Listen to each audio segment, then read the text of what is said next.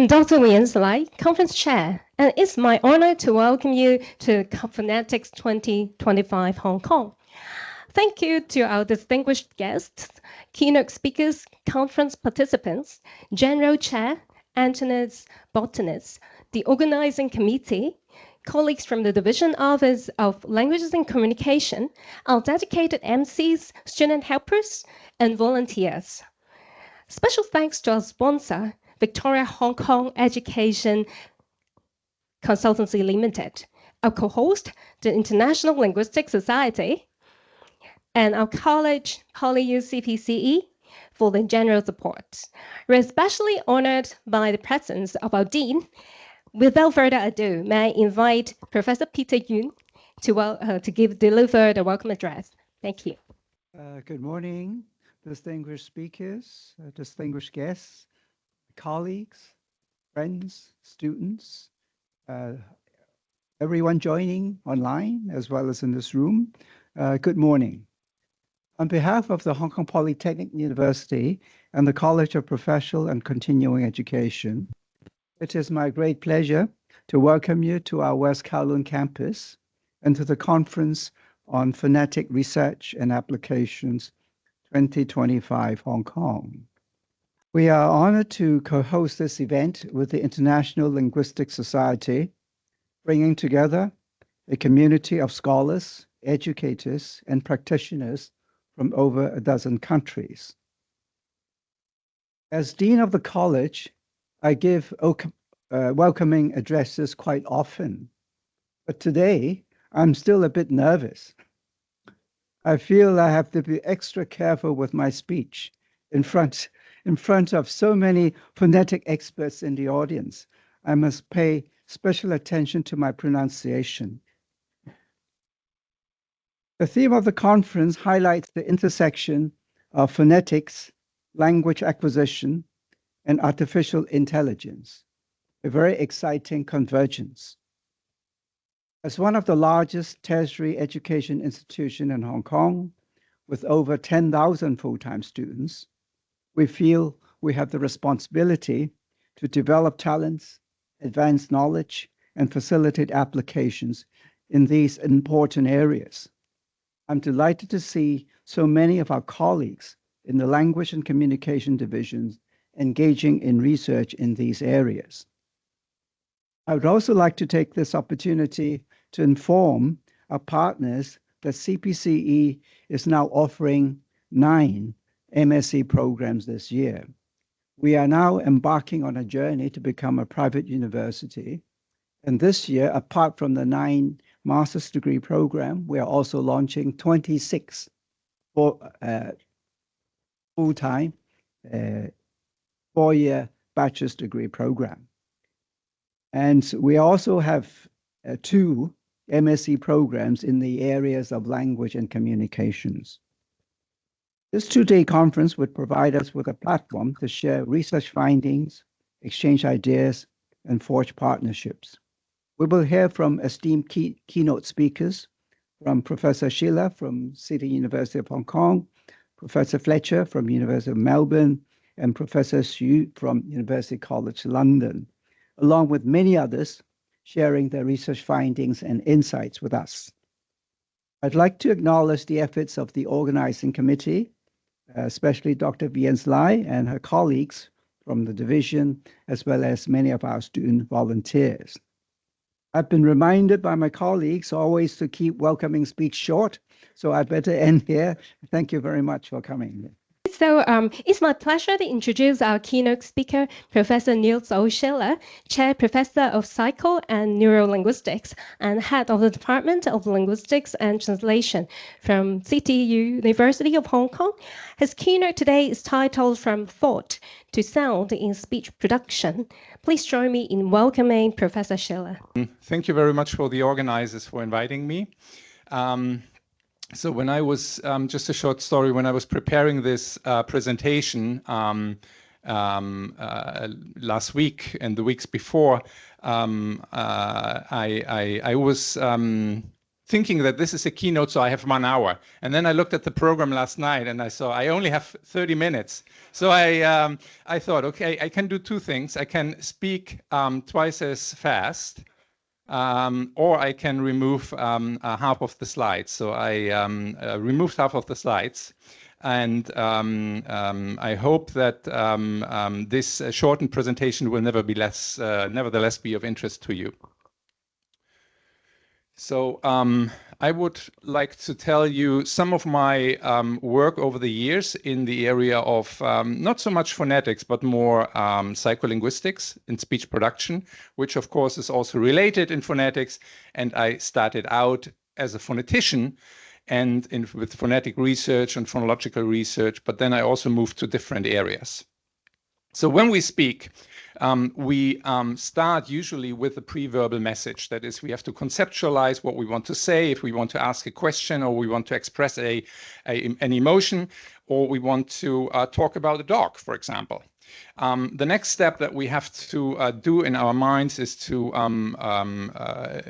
access the lexicon in order to activate a lexical node that corresponds to the concept that we want to express. So in this case, a dog. Finally, we have to access phonological nodes in order to be able to put the word that we have accessed in the lexicon also in some form so that we can articulate it. Now, we can investigate this process in the lab by presenting, for example, pictures to participants and ask them to name the picture as fast as possible so that they have to engage in speech planning processes. And what we can measure in the end is a response. And this usually takes for a everyday image, it takes about a little bit more than half a second. So it's a fast process. And of course, the processes that we are really interested in are in the middle, in the speech planning, but we do not have direct access to it, right? Because they're happening in our brain, and so we can only infer what's going on in the brain. The first step, as I said, in speech production is the conceptualization. And according to this model by Pim Lefeld and his colleagues, this is also the first stage in their model. Of course, concepts are also have a semantic meaning, and a semantic memory has already been conceptualized like a network about 50 years ago by Collins and Loftus. And this is also one of the ideas that has been taken over in the Lefeld model, where concepts are being thought of as a non-decompositional unit. So they cannot be further subdivided, but they are connected with each other in terms of semantic categories. Now, this has gained some evidence also by neuropsychological patients with category-specific damages or deficits who are not able to name or make lots of errors in certain categories when they name them, although they are perfectly normal in other categories.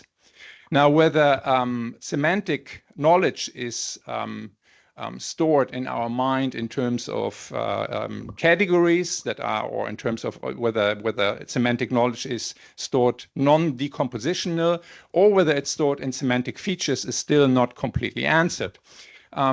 A PhD candidate of mine, Yufang Wang, who will defend her thesis in a little bit more than a week from now at Leiden University, did some work on on semantic features, and what she found was that the number of phonetic semantic features that words share actually plays a role in the naming process. So she, in fact, has gained some evidence that it's not, if you see semantic representations as non-decompositional, that may not account for all of the findings that she had found in her recent work.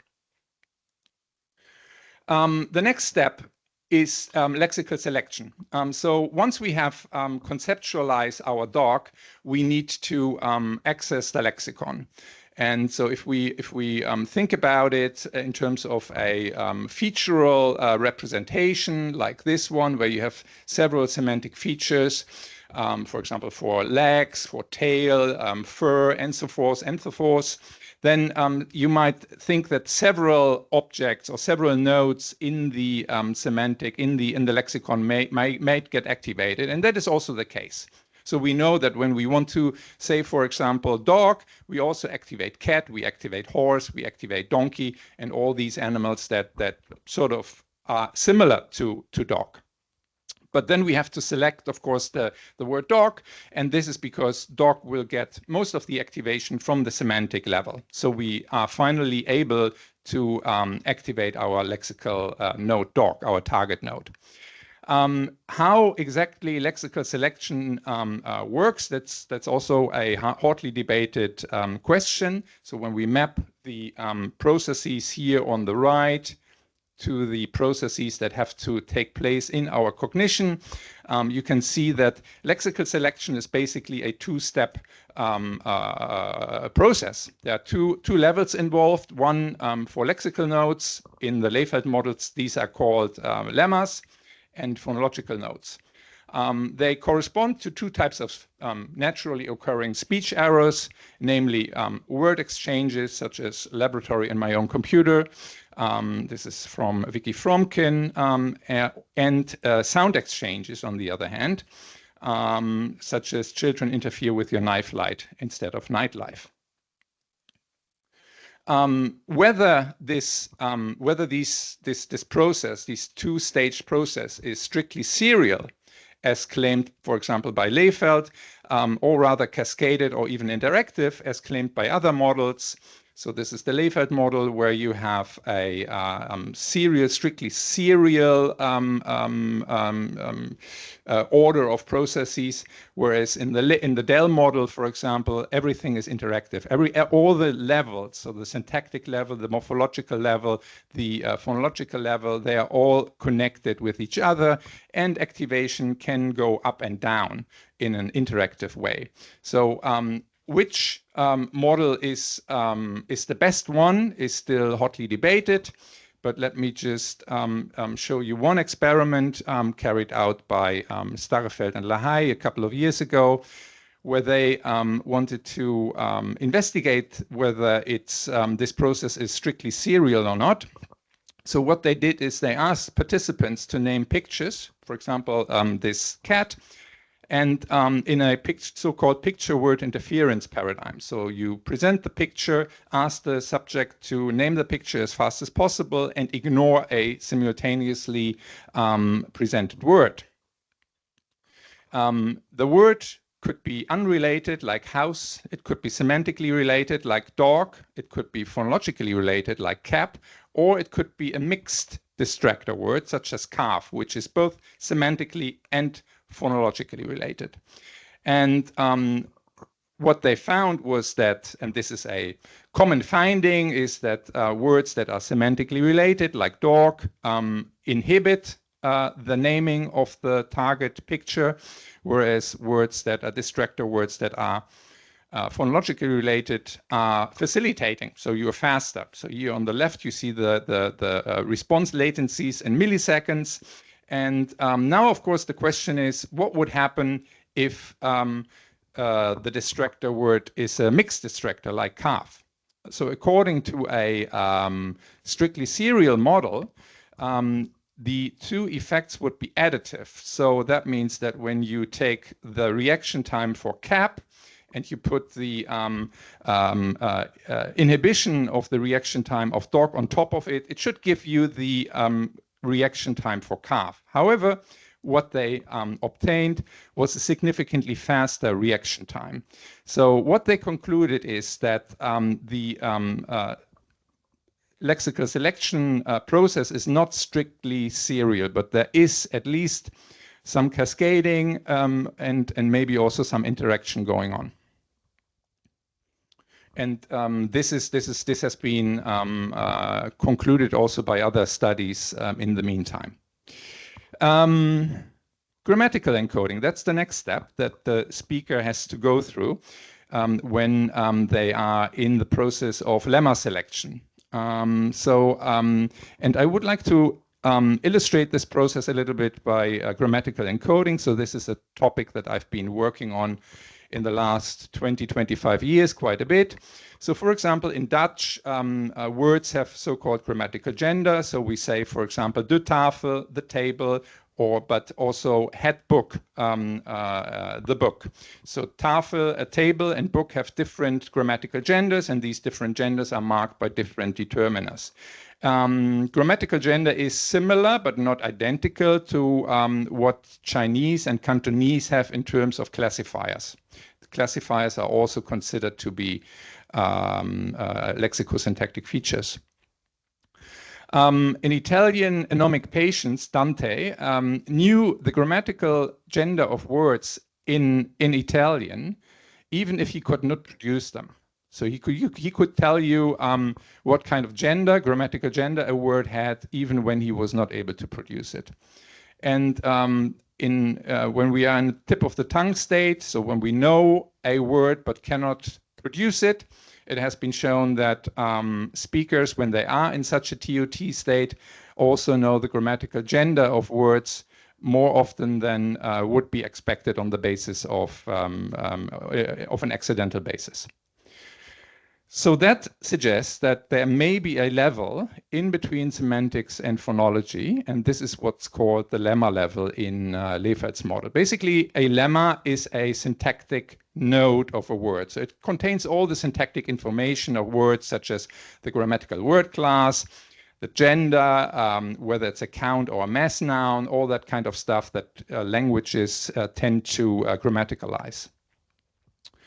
So what you can do with this picture naming paradigm is you could not only ask people to name the picture, but you could also ask people to name them with a phrase, such as, for example, de rode stoel, the red chair. Okay, so what people would have to do in order to be able to do this is to select the grammatical information, for example, the gender, in order to select the correct determiner in Dutch, because determiners are gender marked and the gender must agree with a noun referent. So these noun phrases can in fact be used to investigate the selection of syntactic features during lexical access.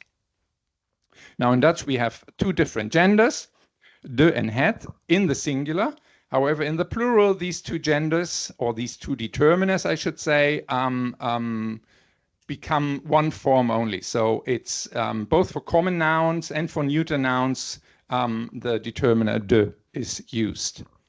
So this is important because if gender effects are caused by gender congruency, they should be visible in Dutch in the singular, but also in the plural, since effects of gender congruency are caused by gender congruency.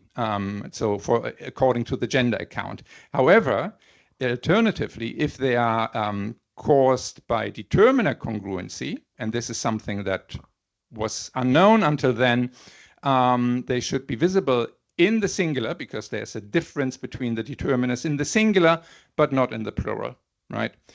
Now we tested this and found that there is an effect in the singular. So participants were faster when the distractor word in a picture word interference paradigm had the same grammatical gender as the target object, and they were slower when this was not the case. However, in the plural, there was no such effect, and the interaction between number and gender congruency was significant, indicating that the effect in the plural is statistically a different effect than the effect in the singular. So that means that these results from noun phrase production in Dutch support a gender competition account, but not the gender account. And this has also been supported by other recent studies in several other different languages. So this is in the meantime, it's a well-known and established effect. And if you're interested in grammatical gender, I can direct you to this book, which will come out next year. It's now in production by my colleague Tanja Kupisch and myself. It's a handbook on grammatical gender and classifiers in different languages.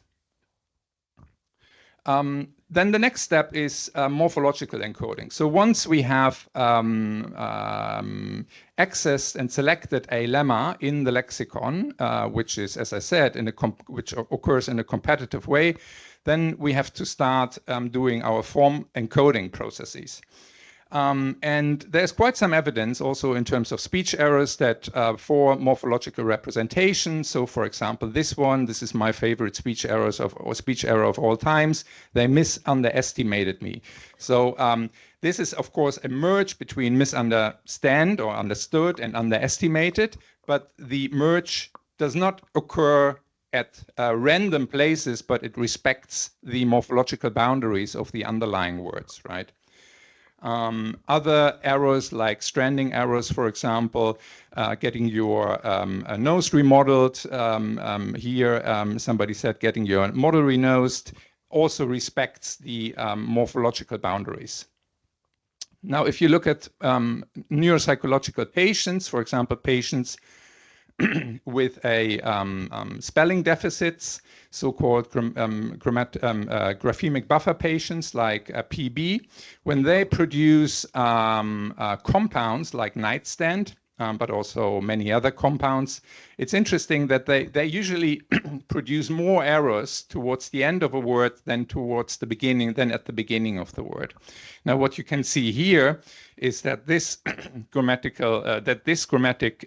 buffer patient treats the compound as in terms of their morpheme. So they make more errors towards the end of the first morpheme, but then they go back to zero baseline almost and produce errors just as if the second morpheme were a different word.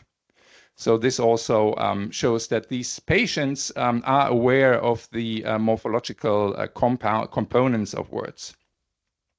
When we used the long leg priming paradigm to investigate morphological priming, what we found was that compared to an unrelated condition in blue, this is this one.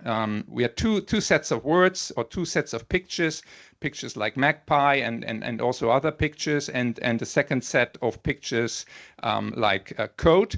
That the unrelated condition was, or I should say, a transparent priming condition like extra nest, magpie nest, and extra oog, which is a opaque word in Dutch, which is morphologically related to the target extra, magpie, that they both yield significant priming effect compared to an unrelated condition.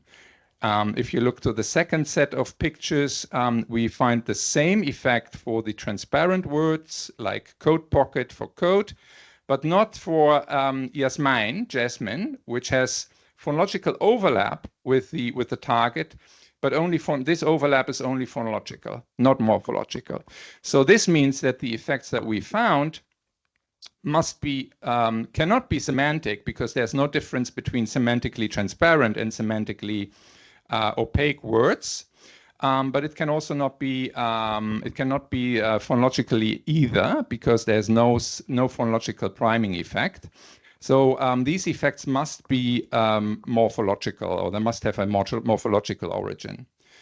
These effects were also found in an ERP study that I don't have time to tell you about here, but we replicated these results also in a neuroimaging study behaviorally, and what we found in the fMRI data was in a conjunction analysis between the transparent and the opaque primes.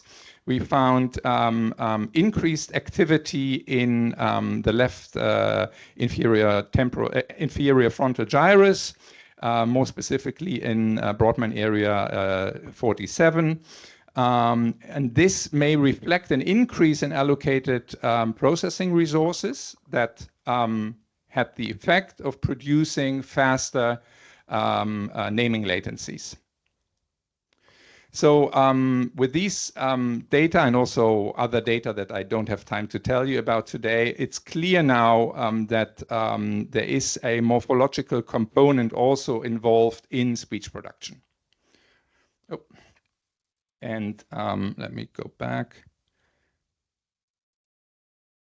And we have recently also worked more on morphological encoding. For example, Jiaqi Wang, who just defended her PhD dissertation under my supervision at Leiden University a couple of weeks ago, did a lot of work on morphological compounding in Chinese disyllabic compound words. And some other work has also been published in the area of morphological processing from our lab. Okay, phonological encoding. We know that speaking is quite a fast process. We speak 8 to 12 phonemes per second approximately, which translates into 3 to 4 syllables per second. And we, under normal circumstances, we hardly make any speech errors. What my colleague Miranda van Turenhout did a number of years ago is to get participants name pictures, and at some instances she would present a frame around the picture, like you see the ice bear here, and then a rectangular frame appears after 300 milliseconds. And whenever that happened, participants had to do a dual task. And she was measuring an ERP signal from the two motor cortices, from electrodes C3 and C4. And so the dual task that people had to do was the following. So whenever the objects that they saw was an animal, they had to use their left hand to respond. When it was an object, they had to use their right hand. Okay, so they first have to make a semantic or conceptual differentiation between or classification of the object that they see. However, they only should press the button when the object name, the name of the object in Dutch, but it's similar in English, so that's practical for me, starts with a T. So for example, when like in tiger or table, but not when it starts with an S, as in spider or the Dutch word for shoe, schoen. Okay, so first you have to think, okay, which hand do I have to use? And then do I have to press the button, yes or no? Sounds complicated, it's very easy, I can tell you. What she did was she was looking at what's called the lateralized readiness potential. And she computed this by just collecting data from 2 electrodes, as I said. And then this readiness potential is based, this lateralized readiness potential is based on the readiness potential that you can measure whenever we make a voluntary movement. So whenever we, for example, press a button, there's already activity in the brain, visible and measurable up to 1 second before we actually execute the action. So what she found was that compared to the go condition, so the go trials are the black lines, the straight lines, the no-go trials also increased in activity, so they deviated from the 0 baseline for 40 milliseconds, and then they went back to the baseline. Okay, so this is tested statistically. So this is this effect that you see here. So this is the effect that we are interested in. So we are here interested in the go trials. Okay, so that means that only after 40 milliseconds they realize that they don't have to press the button because they went from the semantics to the phonology. What she then did, and this was very clever, was to use the final phoneme to make the decision. So now people only have to press the button when the final phoneme of the object name is an R, like in tiger, but not when it's an N, like in spin, spider, or schoen, shoe. Okay, so now you have to monitor the last segment of the word. And what she found in that condition is that the no-go LRP, so the dashed line that you see here, only went back to baseline after 120 milliseconds, which suggests that segments are planned, onset segments are planned before offset segments, and that there is a certain time course involved in phonological encoding, and that this time course is a serial one, as suggested also in the Leyfeld model. So what we can do with this data is we can now estimate the planning time for each individual phoneme relatively accurately. So in order to plan one phoneme, we need about 15 to 20 milliseconds. Now, what I've shown you is lots of different approaches to speech production. You can measure behavioral data, you can measure electrophysiological data, neuroimaging data. You can look at neuropsychological patients who have language deficits, and what we then should do, and what Peter Indefry in this study has done, but only for neuroimaging results, is to put all these pieces together for the big puzzle. And if we do that, we can get a pretty accurate estimation of what's going on in our brains when we produce speech. So we can, for example, what we know now is that we start out activating our middle temporal cortex for semantic activation and lexical retrieval. Then we activate a part that's a bit posterior to that, close to Wernicke's area for phonological retrieval. We then send the information that has been gathered in this part of the brain to the front of the brain, to an area that's closely related to Broca's area for syllabification. And then we can finally activate our motor cortex to articulate what has been planned phonologically and phonetically. So with this, I would like to thank you for your attention. You can, if you're interested, you can download articles from my website. Also at my CityU Scholar website, they're available. And you can, of course, if you have questions, you can send me an email. Thank you very much.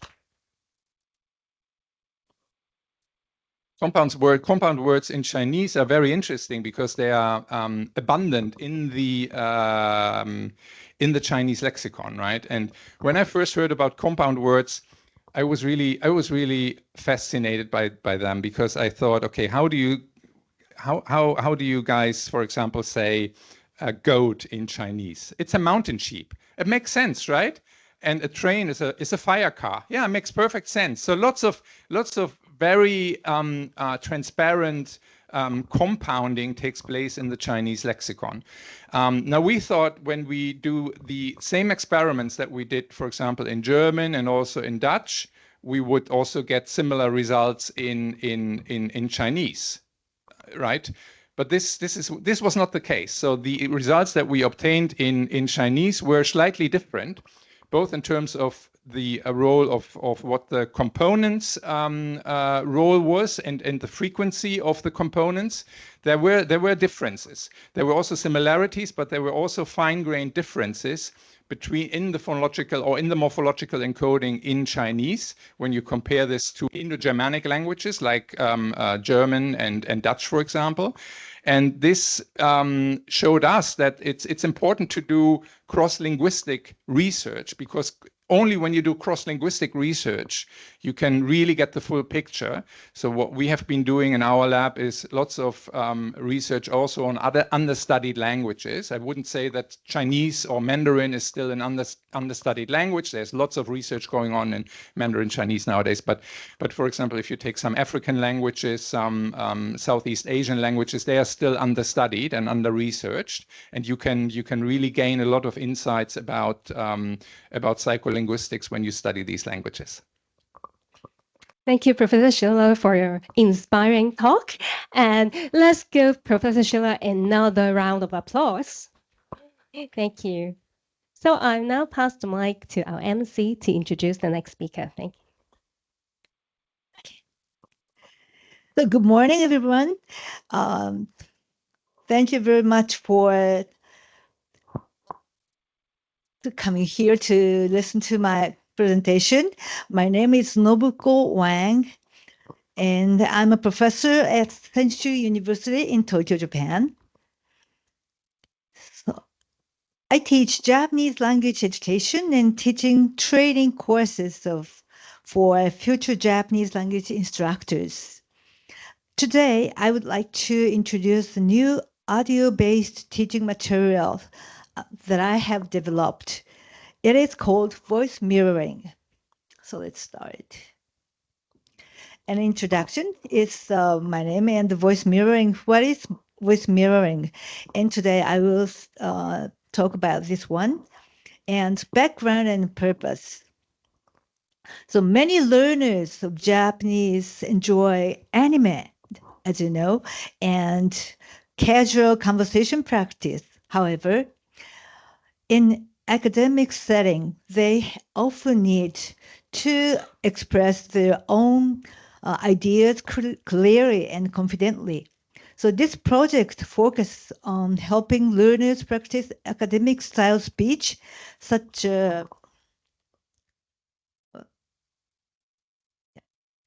academic style speech in such a presentation or express opinions.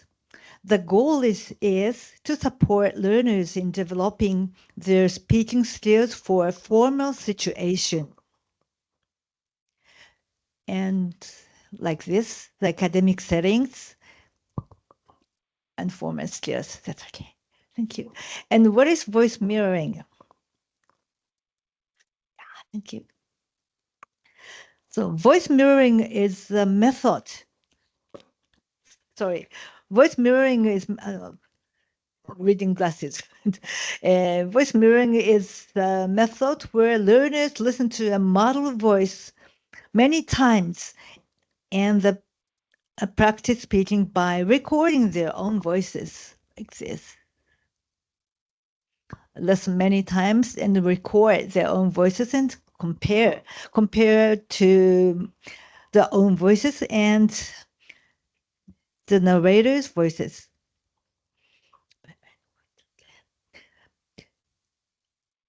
It is not immediate repetition. Instead, learners take time to listen carefully, understand the rhythm and the intonation or length of pause, and then try to mirror the voice. Recording their own voice is a key part of the process. The next, the features of the materials. The audio materials are recorded by professional voice-over actors. Each recording includes background music to create a pleasure and motivating atmosphere. The content is designed to be enjoyable so learners can feel relaxed and engaged. The focus is not on casual conversation, but on structured academic speech. And this one is very important, casual, not casual, but academic speech. And comparison with the other methods. In Japan, shadowing is a popular method. Yeah, shadowing is a very popular method in language education. But it requires learners to repeat what they hear immediately. However, some students feel it is like a kind of training or even a discipline. They are forced to produce output quickly, which can be stressful. Another common approach is extensive reading or extensive listening. This method encourages learners to enjoy a large amount of input, often based on their interests. It supports learners' autonomy, but it does not include output practice. But in contrast, voice mirroring combines both. For example, learners receive rich input by listening many times, then they produce output by recording their own voice. This process helps learners reflect on their own speech and improve naturally. It respects their autonomy and supports a more relaxed and enjoyable learning experience. So the output is very important. And theoretical framework, that is implicit learning.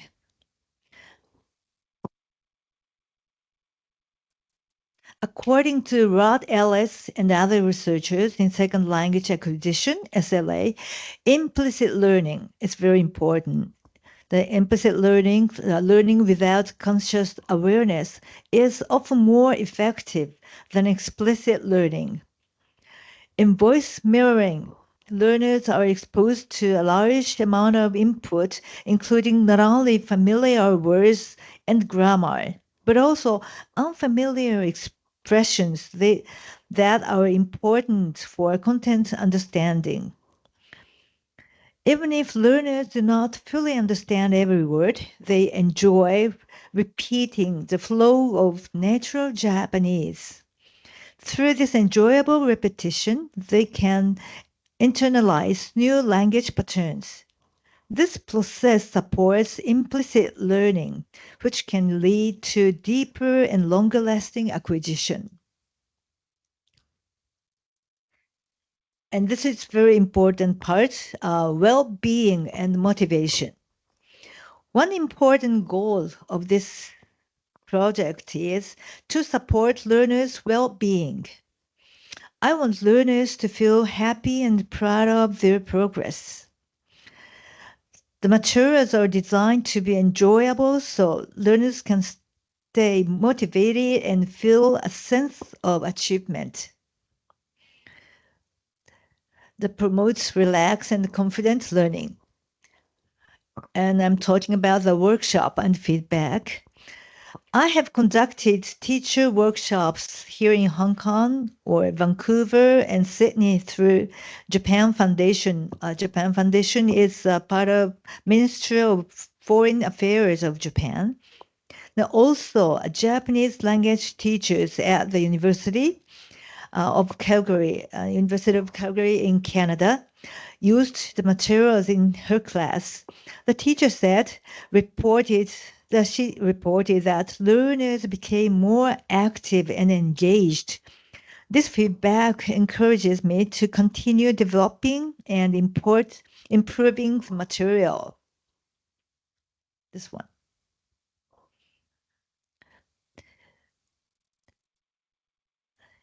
And voice analysis study, I compared narrators and voice actor, announcer reading same script and analyzed total time, vowel length, and pause duration. And this is 海洋プラスチックゴミの問題をシンプルに解説します。this is all Japanese, but anyway, this is materials, a part of materials. And like this, length of time, announcer and narrator and voice actors. The voice actors' length is a variable, but a little bit longer than announcer and narrator. And plot analysis, acoustic features. It's like this. This is also the acoustic analysis by Pratt. In conclusion and future plans, voice mirroring is a new approach to Japanese language education. It helps learners practice academic speech in a fun and effective way. It combines rich input, meaningful output, and supports implicit learning and well-being.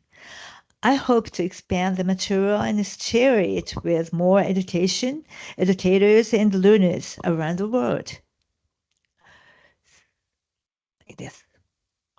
So it's very first. And this is a reference, and thank you very much and acknowledgements. This is research was supported by the Chen the scientific research, and project number is like this. And thank you, Dolce. And this is the QR code of one materials of the voice mirroring. Thank you very much. And one more thing is, sorry, it takes time. In the culture part, I manage a sumo club in my university, and this is not a university, but Grand Sumo, in Japan, Grand Sumo's small wrestlers list, and I brought some of this. So if you are interested in this list, I will give you as a present. Thank you very much.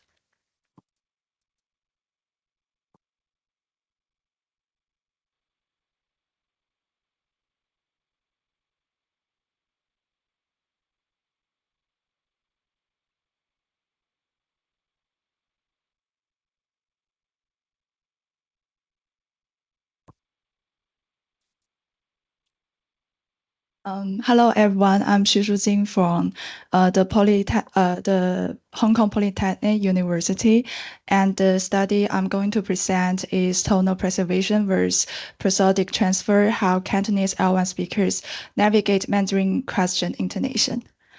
Oh, I should play.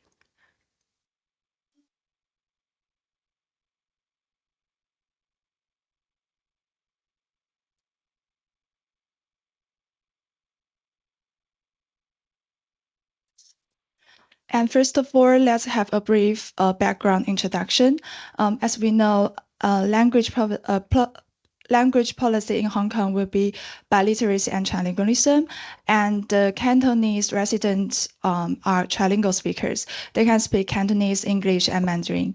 And based on the previous study, we have learned that Cantonese and Mandarin are tone languages. They use boundary tone, that is final F0 raising, to distinguish question and statement, while English is intonation question. It uses intonation to distinguish question and statement. So we don't know how do Cantonese L1 speakers use prosodic cues to signal intergravity in their L3 Mandarin utterance ending with final raising tone. And then then let's learn about some prosodic cues of Cantonese and Mandarin questions. So previous studies have found that Cantonese use boundary tone, and boundary tone is a salient final F0 rise, and this rise overrides lexical tones.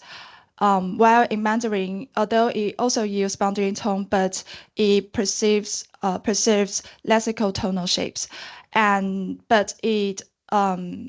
but Mandarin raises overall pitch height, and take tone final raising tone as an example. So in Cantonese, the F to 3, that is low raising, it will in the end of the question, it will sharply raise to mimic tone, the shape of tone to 5, that is high raising. And in Mandarin, it will still keep, in Mandarin, the counterpart will be tone 2, 1, 4, and it will keep its shape, that is for rising. And so this study aims to investigate the interplay of prosody between Cantonese and Mandarin, and to try to answer the following research questions. The first one is, do Cantonese L1 speakers transfer the final rising timing to their L3 Mandarin? And do Cantonese L1 speakers' Mandarin proficiency affect the transfer? If yes, what are the patterns? So here is our research method. We recruit 20 participants. They are young Cantonese trilingual speakers from a university in Hong Kong. And the task we use is elicitation read task for a larger forensic phonetic project. And as this picture showed that one researcher will ask the participant a question, and then the participant answered with the pre-written questions, and the written materials is here. So as these tables showed that there are 4 sentence types and 2 languages. And then their production will be measured by 2 Mandarin L1 raters, graded their speech proficiency on a 10-point scale. And after collecting this data, we did some annotation. We use MFA to get the boundary, and then we also manually specified the boundary of voice parts.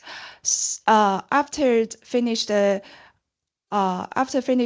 the annotation, we also use the Prosody Pro, that is a prod script, to extracted the F0 points, and we extracted 10 evenly distributed F0 points. And then we use RStudio to demonstrate F0 contours in time order and estimate the effect of L3 proficiency.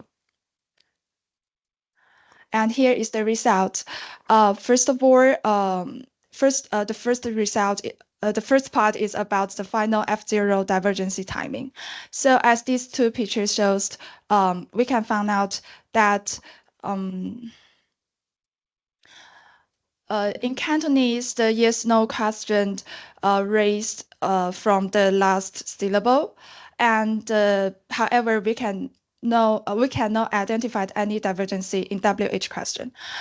And then in intonation question, it overlapped with statement in the front part of the last syllable, and then it just raised sharply.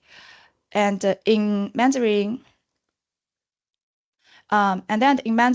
it just raised from the for the yes/no questions and the WH question, it raised directly from the last syllable. And in the intonation counterpart, it raised from the second last syllable, that is here. And then as we know, the major difference between Cantonese and Mandarin boundary tone will be lexical tone pitch shape. And as showed in this picture, that in Cantonese, yes/no question and intonation question actually sharply rising to mimic tone to 5. That is like here, yes, that is high raising. And in Mandarin, it still keep its original lexical tone shape. That is tone 214. It will be 4 and then rise. And the last part is about pitch height. As shown in these 2 figures, actually we can find out that the pitch height for questions will be generally higher than the statements in both 2 languages. And then we also did a ANOVA analysis, but there was no significant difference between question and statement. And then we generated a linear fixed model, and then this model examined actually there was a significant positive effect of their Mandarin proficiency founded for F0 values. And then at the same time, there was also a mild negative effect of the statement. So we also generate a plot from the art studio, and as this picture showed, that the participants with higher Mandarin proficiency generally used higher pitch in the final syllable of all questions. So as this picture shows that the participants with higher Mandarin proficiency will be on the right.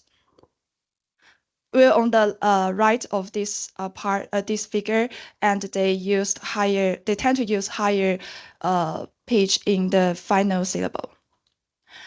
So here comes to the conclusion. This study actually investigates how Cantonese L1 speakers navigate Mandarin question intonation, and we have found that the Cantonese influence on their L3 Mandarin, that is the boundary tone timing, partially persists, for example, the yes-no question.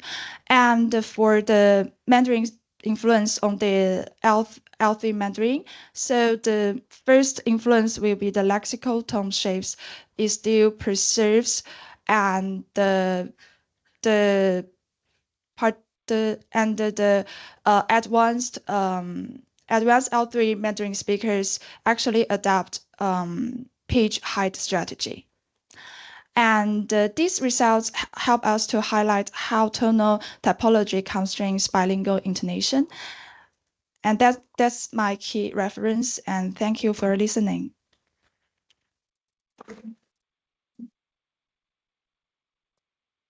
Do you have any question? Oh. Only use the tone free. Yes, yes. For study, will you compare the different tone categories? Are there and have different effects or different impacts about the effects come from the intonation or come from the question type?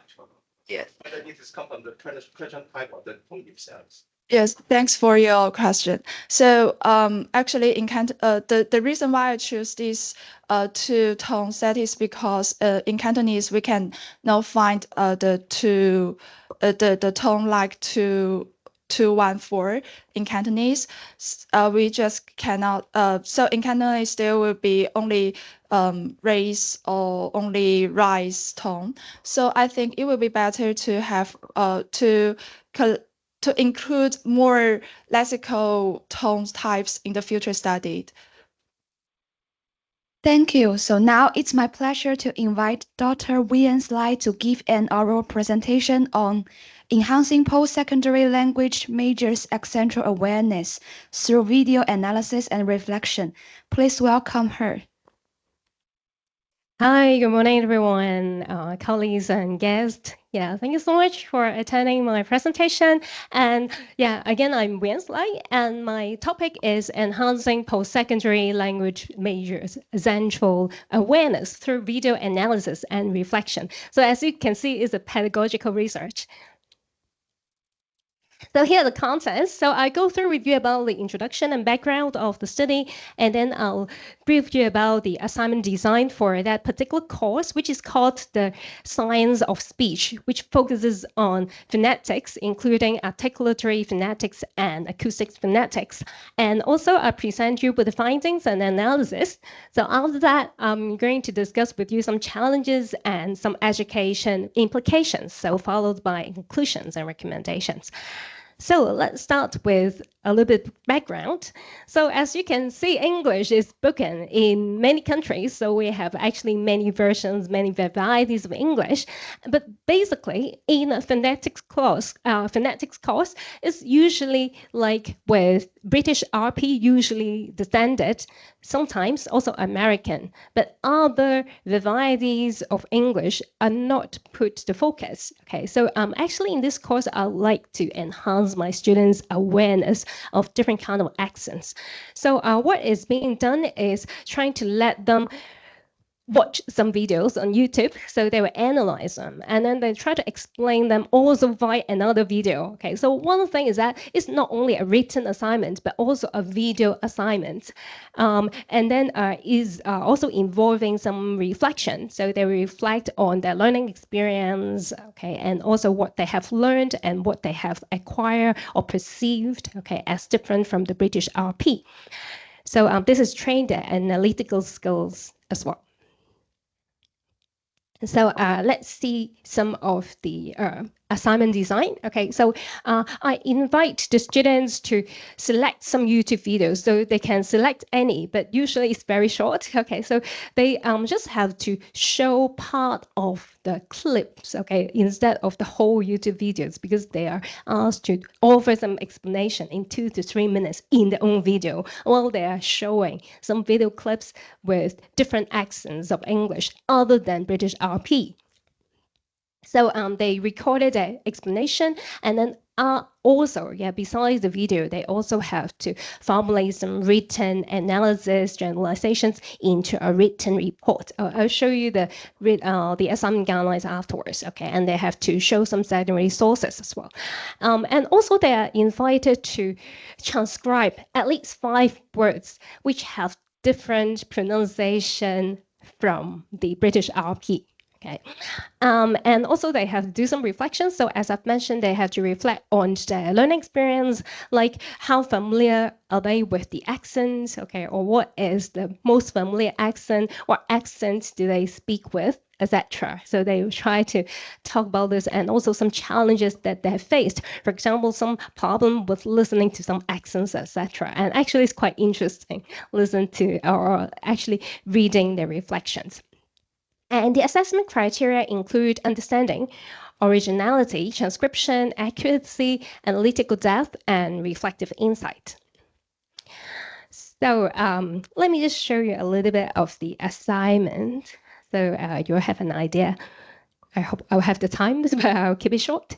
Okay, so this is the one that I have over to my students. Okay, so these are just some guidelines. So I quickly move to part A. Okay, so it involves them to do a video demonstration and explanation. Okay, so to find someone speaking English in accents other than British RP accent, and then they have to explain the differences in pronunciation in terms of segments like consonants and vowels and suprasegmentals like the number of syllables, word stress, intonation, etc. So they have to record via Teams like what we're doing now for this conference. And just play the specific part of the YouTube video, okay? So, and then they have to do just some transcription, okay? So they have to provide both the British RP IPA as well as at least 5. Of course, they can add more, okay? They can add more rows, okay, as they can see the difference from, but it's usually just 2 to 3 minutes, so they won't be finding too many, okay, in different pronunciation, okay? So they can specify the accent. And you can also find that ask them to make some generalizations of the segmental and suprasegmental differences and provide at least 2 secondary sources, okay, to support theirs. Okay, of course, they can provide more. Okay, so and the reflection on how familiar they are with different accents of English, okay, and what do they think they're speaking with, okay, and some difficulties that they have encountered while listening to or imitating the other accents of English. Okay, so there's the assignment template or guidelines, and then here's the rubrics. Okay, so as you can see, there are a number of areas, but actually what I am focusing on in this analysis is number 1, understanding and explanation. Second, relevance and originality. The IPA transcription, number 4. Okay, the analysis, and also depth of thoughts. Okay, so I just picked these for today's or this study's analysis. So there are altogether only 22 students because it's a discipline-specific subject and it's the first time it's offered. Discipline-specific refers to those who are taking a particular program. Okay, so I have program from LDC program for language for digital communication and another program language and communication. So they are our sub-degree students, and I try to collect data based on the scores on the 7 criteria that I've just introduced to you. And then I'll do some, I have done some correlation analysis to check the overall student performance in terms of the assignment mark and the coursework mark. And this is taking the mixed methods approach with quantitative scores as well as qualitative student reflections. So the findings is actually quite interesting to me, okay, because most of our students have English, Cantonese, and Putonghua as the first 3 languages, right? Usually, okay, so most of them actually speaks Hong Kong Cantonese as the first language. Some of them also speak Mandarin or Putonghua, or as you can see, Putonghua as the first language. And then the second language could be English or Putonghua or Cantonese sometimes, okay, so interchangeably, but usually it's these 3. And usually in our courses, especially in phonetics, we'll introduce British RP as well as the American accent, so they will know about them. But for the others, they're actually explored by their own, okay, like Canadian, even like different accents in the UK, like Scottish accent, Liverpool accent, other European accents like Italian accents, or Southeast Asian accents like Japanese, Korean, Malaysian, Filipino, okay, even Indian and also Australian and New Zealand Maori accent. So it's pretty much interesting. Or probably it's because they have joined our New Zealand tour. So that's why, yeah, they got inspired by that. And what is found is that students actually are the best in understanding and explaining accent features, okay, essential differences. So it's actually something quite encouraging, right? And also they are good at having relevant and original ideas. So these are the strongest point with the highest average scores. All the moderate skills levels involve the IPA transcription, okay, because they were just introduced the IPA transcription in this course and also another course called Foundations of Linguistics. So they need more training if they're asked to do so by themselves totally, and especially if it involves another accent. Okay, with British, that's no problem because they can easily check it from Cambridge dictionaries online. Okay, and also areas that needs improvement is actually the reflections. It seems that some students are having reflections which are a little bit too superficial. Okay, so actually I reflect on my teaching as well. So maybe I have to give more guidelines on reflections or give them some exemplars so they can see what they can do better. Okay, so you can see the average scores like with the relevance and originality the best, followed by understanding and explanation and analysis, and then IPA transcription, and the worst is depth of reflection. Okay, and then on the 2 bar, okay, on the right-hand side, you can see the correlation with the assignment mark and correlation with coursework mark. So you can see that the assignment mark and coursework mark are strongly correlated with the understanding and explanation marks, okay, and then followed by relevance and originality, IPA transcription, analysis, but not so correlated with the depth of reflection. So this is another picture generated. Okay, so yeah, I'm going to move a bit faster. Okay, so some challenges from the students are actually, I could find that they have not so many problems with segments. Okay, so with consonants and vowels, it's easy for them. But when it comes to suprasegmentals, there might be more problems. Okay, for example, they will find problem in analyzing stress and intonation. So these are some key points, or perhaps, these needs to be more discussed in the course as well.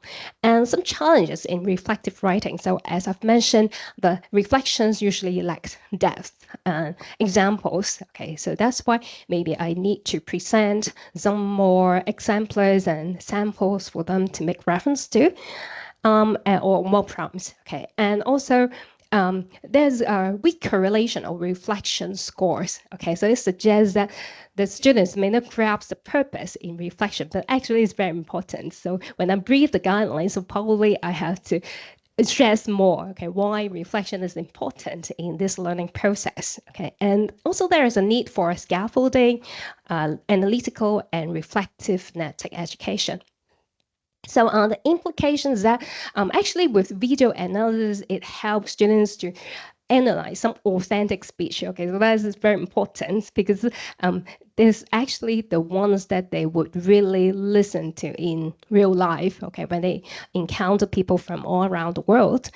And also they can develop transcription skills, not just based on what they can rely on AI or on what they can rely on the dictionaries. Okay, so they have to train the listening as well and perceiving. Okay, because maybe later on, AI can do even better. But for now, with the transcription, I think they still need to perform it by themselves. Okay, so it's not yet developed at that level yet. Okay, so it's also a good way to train the transcription as well.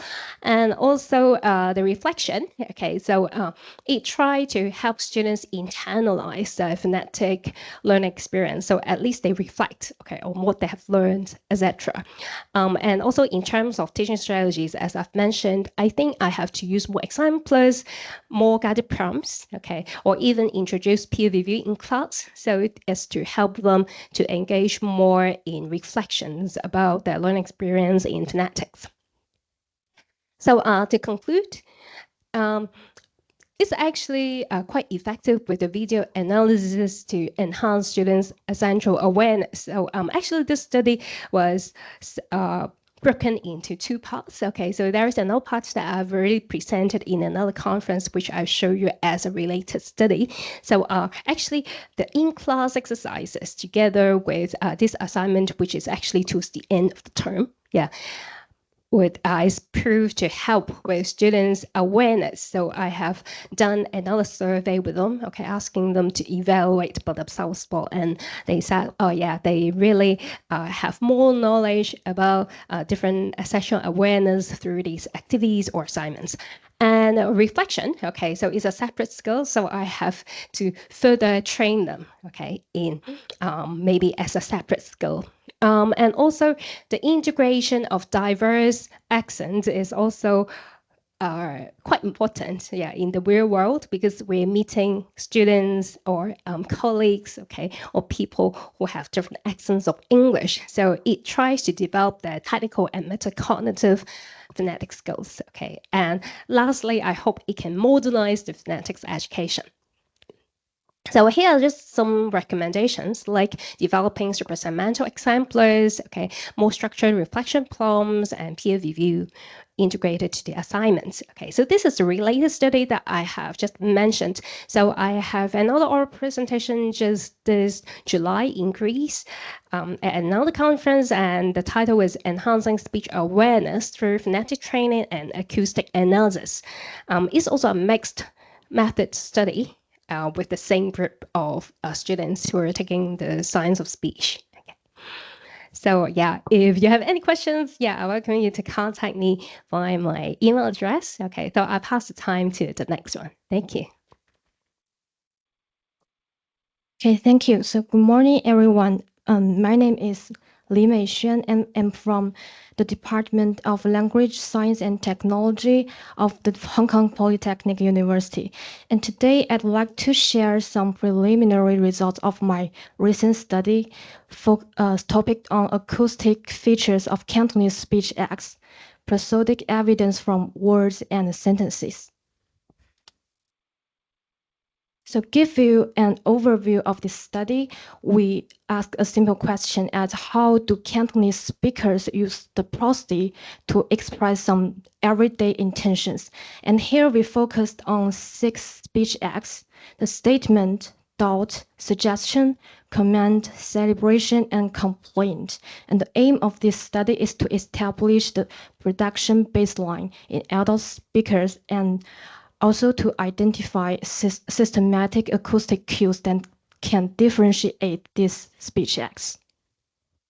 So we have the hypothesis.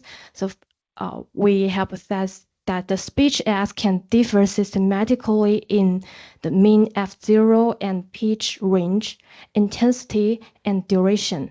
And if the hypothesis will be examined as true, this cues should allow machine classification above Chen's level.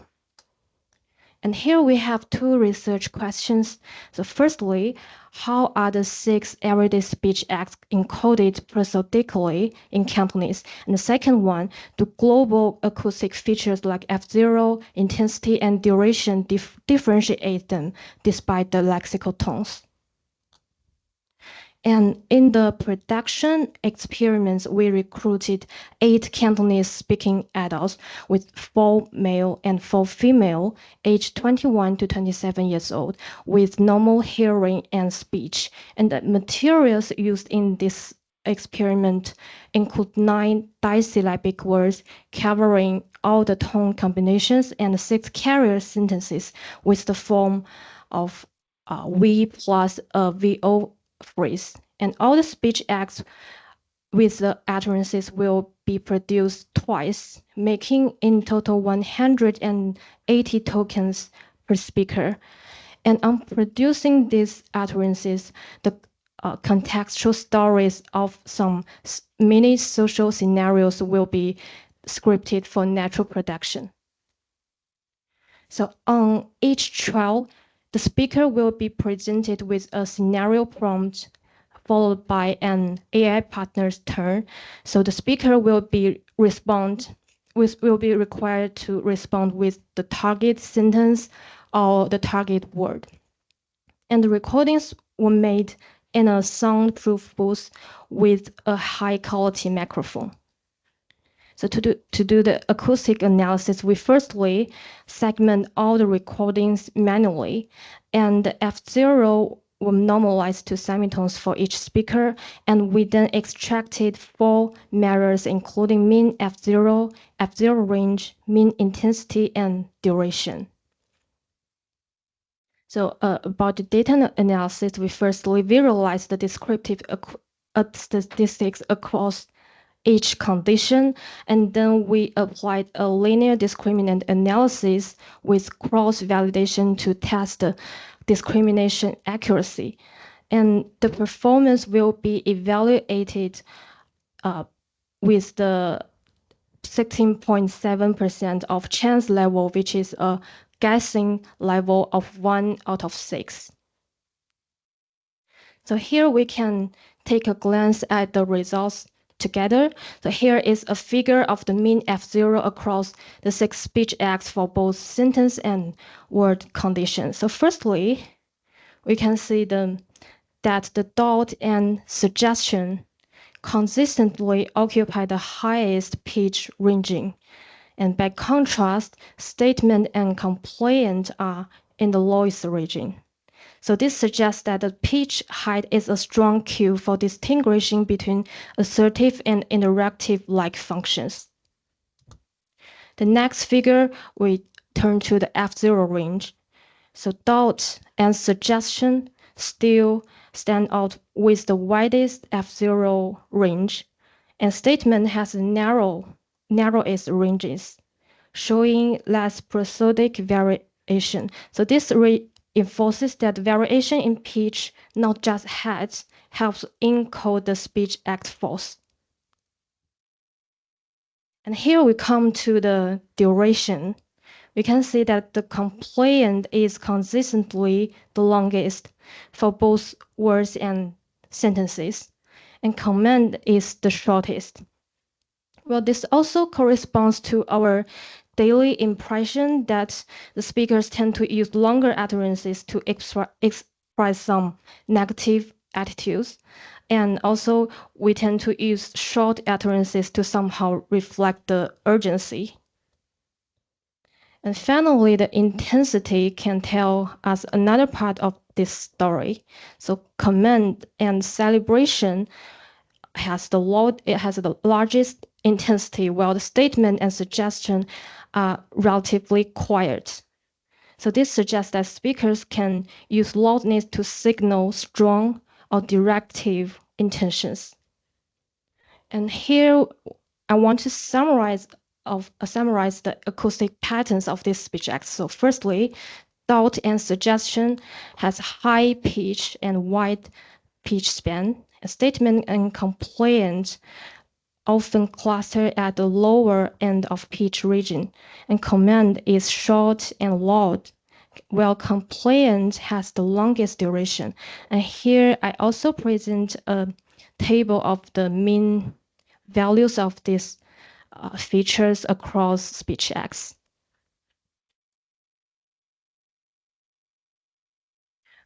Using the full acoustic feature, we did a classification analysis and we actually achieved 35.3% accuracy for words and 31.8% accuracy for sentences, while both with around double chance the baseline. And the best discriminated speech acts are command and statement. Now here are some heat maps of the confusion matrices for both word and sentence conditions. So we can start from the left one. So the overall accuracy is 35.3%. And the command and complaint are best recognized. We can see they are colored with the darker blue. And celebration and doubt often confuse with each other. And we can also observe an overlap between the doubt, suggestion, and statement. And here we come to the sentence stimuli on the right. So the overall accuracy dropped slightly to 31.8%, and statement is the best recognized. While the general pattern is similar to word condition. So I want to discuss about the results here. So firstly, Cantonese adults can consistently use pitch, intensity, and duration to encode speech acts. And secondly, the lexical tones did not block prosodic marking of intentions, and prosodic contrasts are gradient, not categorical. While talking about the implications, this is the first attempt to provide a systematic acoustic map of Cantonese speech act prosody to our knowledge, and it shows prosodic space available despite the tone system, and it provides acoustic benchmarks for further study.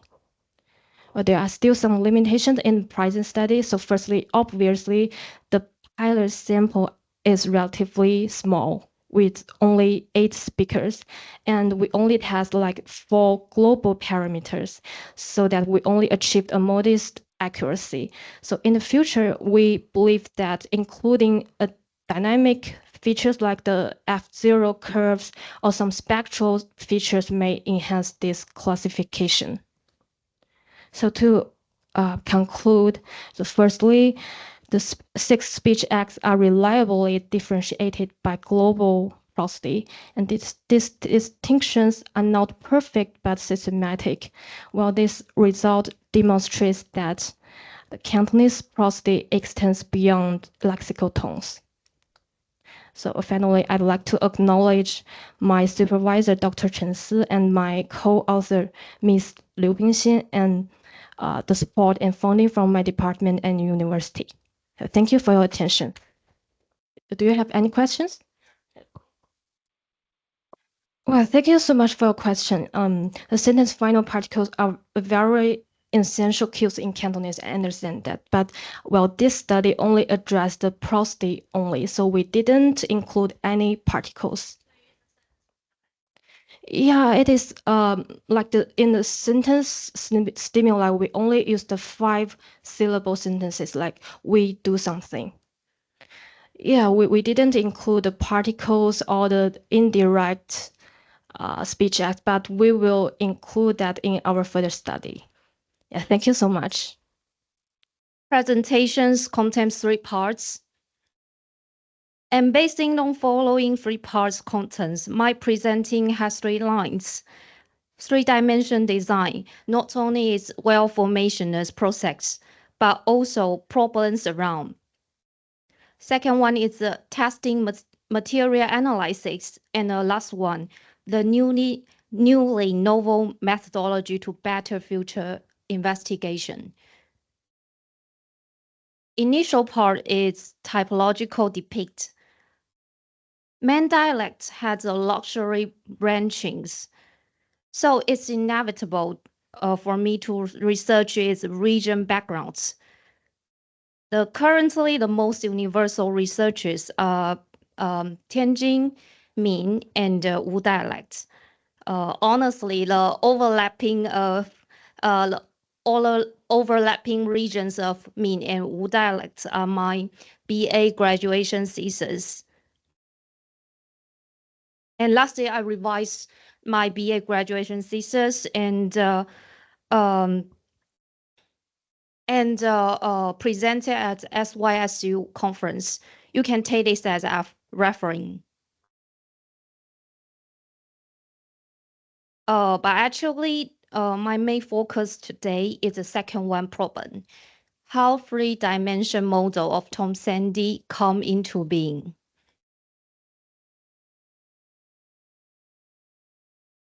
Firstly, I throw my eyes on basic form sound wave, and then further to look into more fundamental forms of sound wave energy. So the reduplicative base form of Tom Sandhi is energy. So let's look at the procedure that I drove. Every square is clean to the Tom's inner values, and regional backgrounds are deeply rooted with local colorfulness. Then the growth of different language soils begin to diversify. Squares are prepositioned one by one, either from vertical perspectives, but also from horizontal perspectives. Squares' surface values seems only relating to their order or status, either in Sandhi status or citation status. And combining with the first part we posted, regional background. Tom Sandhi's typological background. 2-dimension system is depicted.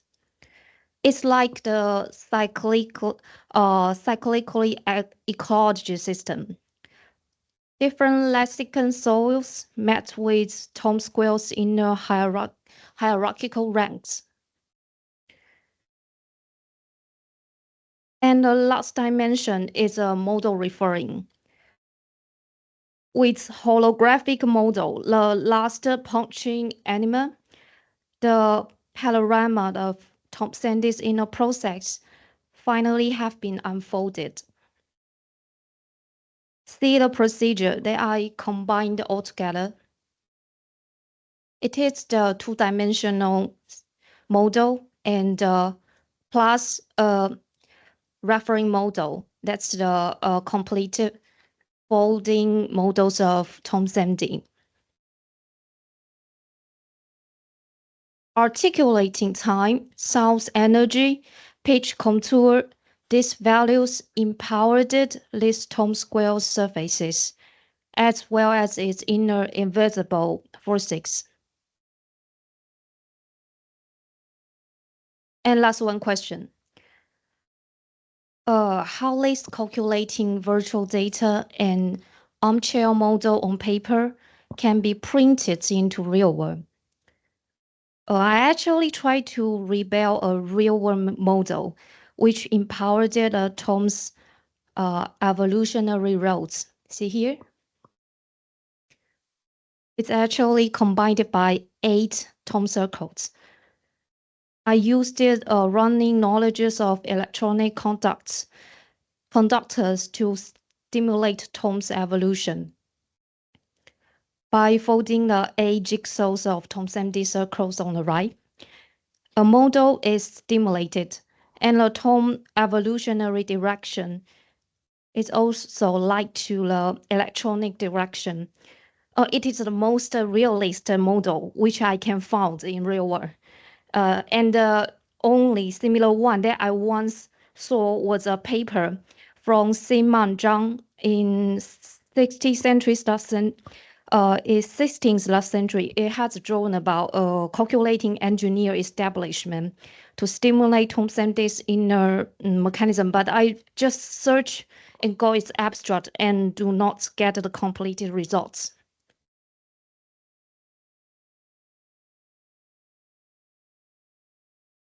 For me, these problems might be the triggering points, which initiating my curiosity about this huge Sandhi field research. So we will come back initial part to discuss more later, or in other words, all the following we discuss. The data, the tables, and the figures we posted are justly surfaced for these initial introductions. I know that there's one concept from one scientific novel is darkness forest. I don't know whether you have heard about it. It tells us that all lives in this forest want to keep their ranks and positions in this forest. And this forest has its own evolutionary chain. So they have to compete carefully with each other.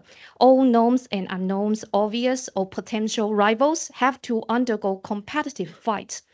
And I referred to this conceptual model in Tone-Sandhi process. The inner generative mechanism is because the inner generative mechanism is like the black box, where all the tones have to compete with others in order to decide which one gains power, gain times and pitch values to be perceived, and which one, reversely, have to disappear in this generative competition.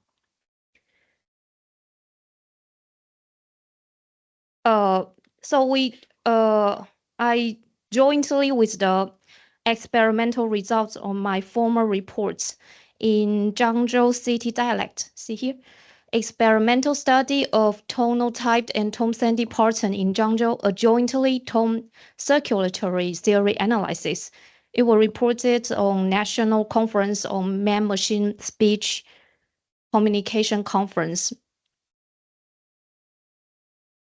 I'm for commonly report that, and it's an investigation of my family basic dialect, maybe jointly seeing about tone circulatory theory and report relevant testing results. You can see this PowerPoint to see my former conference presentations as a review. Literally speaking, the second one paper is it's integrated my BA's formal and non-formal projects, trying to combine with qualitative and quantitative methods.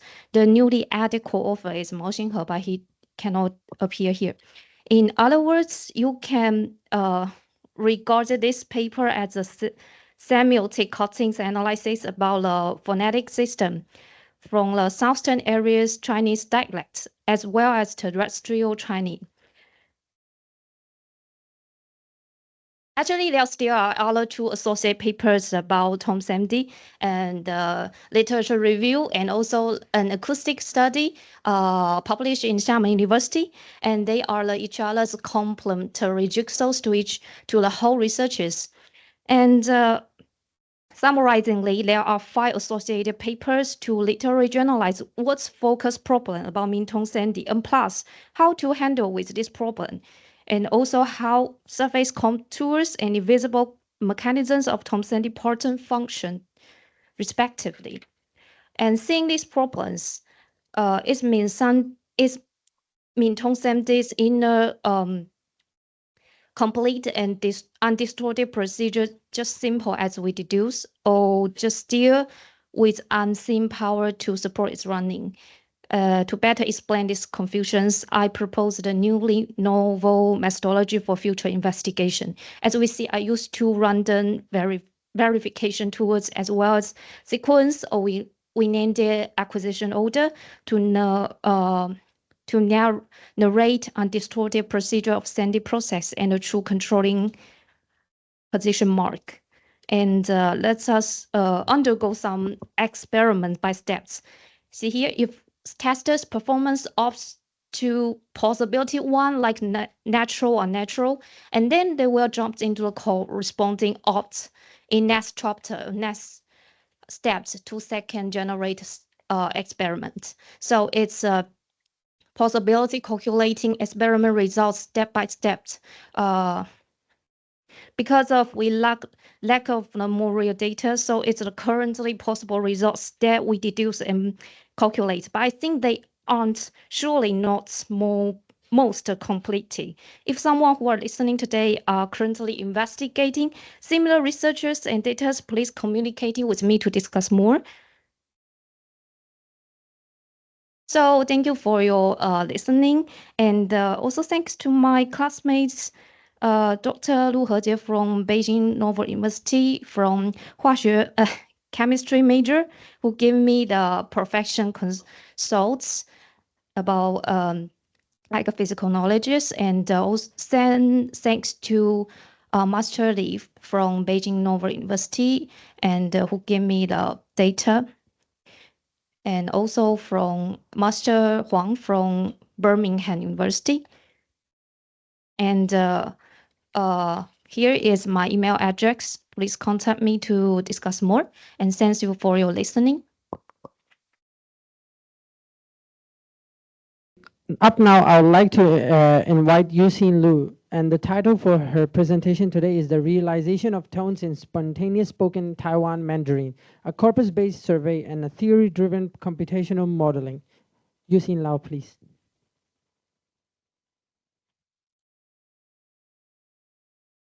Hi, everyone. I'm Yuxin Lu from the University of Tübingen, Germany.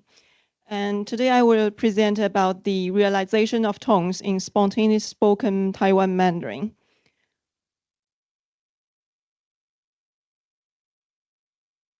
In a study by Xu 1997, they showed the pitch contours of two-syllable words in Mandarin. And so here they have 16 tone patterns from the 6 lexical tones in Mandarin. And for example, the tone 4 and tone 2 sequence, they have the shape of a rise and followed by a fall and then a rise in the end. But these results are based on lab speech with like consonant and vowels, speaking rate and speaker variability being carefully controlled for. Those are some tokens from a corpus of spoken Taiwan Mandarin. They have the same tone pattern as tone 4, tone 2, but you can see that there are much more variations, even though they still somehow follow the same tone pattern. So those variations in real speech makes the question of tonal realization in spoken data a very interesting question. The realization of pitch in differs from its canonical tones for a variety of reasons. On the phonetic level, it is influenced by its duration and neighboring tones and sentence intonation, for example. On the socio-phonetic levels, it is also influenced by speaker, gender, and dialects. And also very importantly, its word meaning, because there's a complex but understudied interaction between semantics and pitch realization. So increasing literature has shown that the subtle differences in meaning can be reflected in the fine phonetic details of how words are actually spoken. This interaction has been observed for many aspects of spoken speech production, like spoken word duration of homophones and word final S. Also, the prominence in English compounds and in tongue position as well. More recently, this interaction is also found in the realization of Mandarin tones. So, for example, for the two-syllable words with the tone 2, tone 4 tone pattern, it is found that after controlling for factors including vowels and consonant, duration, and word position, speaker, the word meaning emerged as a crucial predictor of tonal realization. Also, using computational modeling, the token-specific pitch contours can be predicted from their meaning in the context with above chance accuracy. This result has also been replicated for disyllable words with other tone patterns and for monosyllabic Mandarin words as well. So, following on previous research, this corpus-based investigation asks the question of tonal realizations of disyllable words with all the 20 possible bitonal combinations in spoken Taiwan Mandarin. The data in this study comes from the Taiwan Mandarin spontaneous conversation corpus, which consists of free conversations from uninstructed interviews. For the methods, we used GAMS. In this model, we try to model the log transformed F0 by normalized time, and also their tone pattern. Tone pattern is a factor predictor of 20 levels because we have 20 tone patterns here. And also a very important predictor is the word itself. We also have other control variables like duration, word position, and bigram probability, neighboring tones, gender, and speaker, as we mentioned before. So we used AIC to evaluate the model performance. So a lower AIC would indicate a better model fit. And from the best fit GAM, if we withhold word, it leads to a substantial AIC increase, which suggests a much worse model fit. This means that word is a more powerful predictor than all the other predictors. And when word is included in the model, the effect of tone pattern appears to be overridden by the stronger effect of word. In this figure, we show the word-specific tonal realizations. The blue curves indicates the effect of word. And the red curve is the general tone pattern of tone 4, tone 2. Here, there's only one tone pattern, so the red curve is identical across all panels. And you can see the deviation from the blue curves from the red curve is the effect of word. So like in those panels, you can see that word have their own pitch signatures, even they have the same tone pattern. For example, for this token, 后来, so the shape of the pitch contours aligns with the general tone pattern, but it is in general shifted upwards. But for this token, it is the 后来, it is generally shifted upwards, but this one is generally shifted downwards. And for the last one, the shape like largely deviates from the general tone pattern.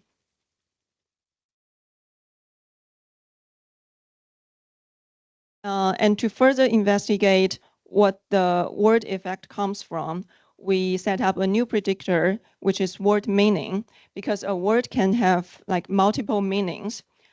Like for example, this word 另外, it could mean others, or it means totally different, or in addition to. So there are some subtle meaning differences in one word. And we find that the word meaning further improved the model fit more than word. Like as shown here, in the first panel and the second panel, it is generally level and then followed by a 4. but in the last panel, it is high and level all the time. Okay, so far we have shown that the pitch realizations could be driven by its meaning. And in this part, we use the computational modeling, which is a discriminative lexicon model to model the tone production. So in this model, it works with a linear mapping between words form and meaning. So in this case, it's meaning and pitch contours. And the meaning and pitch contours are both represented by some numeric vectors. The meaning is represented by some contextualized embeddings, and the pitch contours is represented by the pitch vectors. And for the testing data set, the mean accuracy is 12%. And for the testing data set, the mean accuracy is 6.9%. Both are above the permutation baseline of 0.54%. So this means that the observed pitch contours of tokens can be predicted from their meaning in context with above chance accuracy. But we want to note here the absolute number of this mean accuracy is not very high. But if you look, because we have 20 tone patterns here, this also includes much more variance. If we look at the DLM mapping accuracy with only one tone pattern, the mapping accuracy is actually much higher. This is the pitch contours of the 20 tone patterns. So the black curve shows the GAN predicted pitch contours. The red curve is predicted from DLM. So we can see here the DLM map predicted contours has great similarity with GAN predicted contours. And our results also highlights the differences between the lab speech and the actual spoken data. So as we shown in the beginning of the presentation, the Xu 1997 study, they used the MAMA sequence from lab speech. But actually for this tone sequence, only like tone one, it is a real word, which means small, and others are like nonsense word. But in our study, they are all from actual conversations. And I reproduced that figure and I overlaid it with our results. So you can see that there are remarkable similarities, but there are also some clear differences. Like for example, for the tone 2-3 and 2-4, they are like shows some similarities.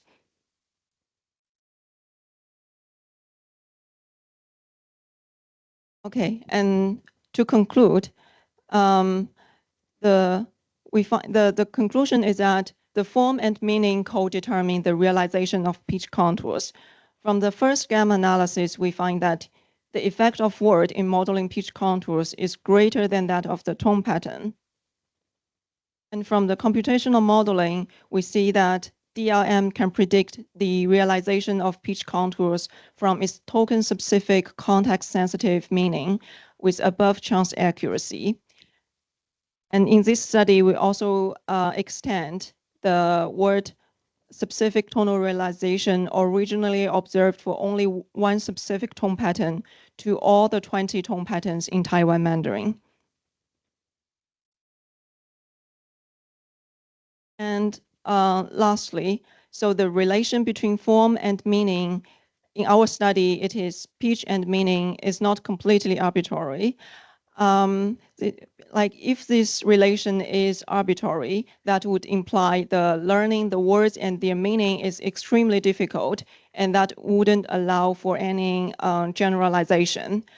But the fact that we can, with a simple linear mapping model, we can predict the pitch contours with above chance accuracy indicates that this relation may not be completely arbitrary. And for further directions, we want to see whether the word-specific tonal realization can also replicate in other varieties of Mandarin, for example, Beijing Mandarin. For this, some preliminary results include this is a poster that we presented also in this conference. We try to see the effect of tone Sandhi, which means the 2-3 and 3-3 tone pattern in spoken Beijing Mandarin and in spoken Taiwan Mandarin. Yeah. Okay, that's all. Thank you. Hi everyone, I'm Chen Lid, a fifth-year graduate student from the UCL Department of Linguistics. Some background of the language. Malay is an Austronesian language spoken primarily in Malaysia, Brunei, Singapore, and Indonesia. So here is a map of Malaysia in green.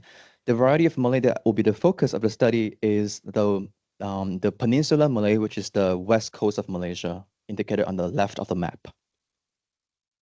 Malay has nasal harmony, in which nasal stops trigger iterative rightward spread of nasalization onto vowels and glides. And this spread is blocked whenever you have a supralaryngeal consonant like k, s, l, or other vowels and glides surface as oral.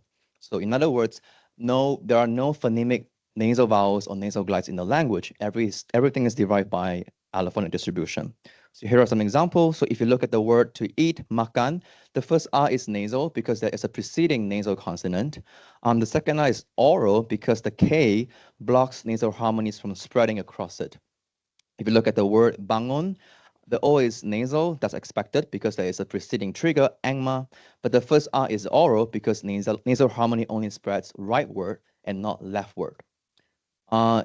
The few examples below, I'm just there to show you that nasal harmony can spread across a span of segments. So if you have something like mewa, where you have no blockers, you can see the whole word can surface as nasal when there is no blocker.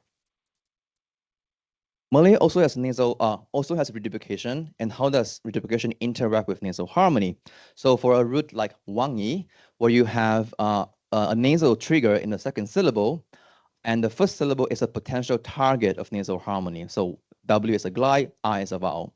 So we have 4 conceivable outputs depending on whether the wa syllable is nasal or oral. I will treat the left copy as the reduplicant, and it will be consistently underlined, and the right copy as the base. So it provides materials for reduplicant to do copying. So we have 4 outputs.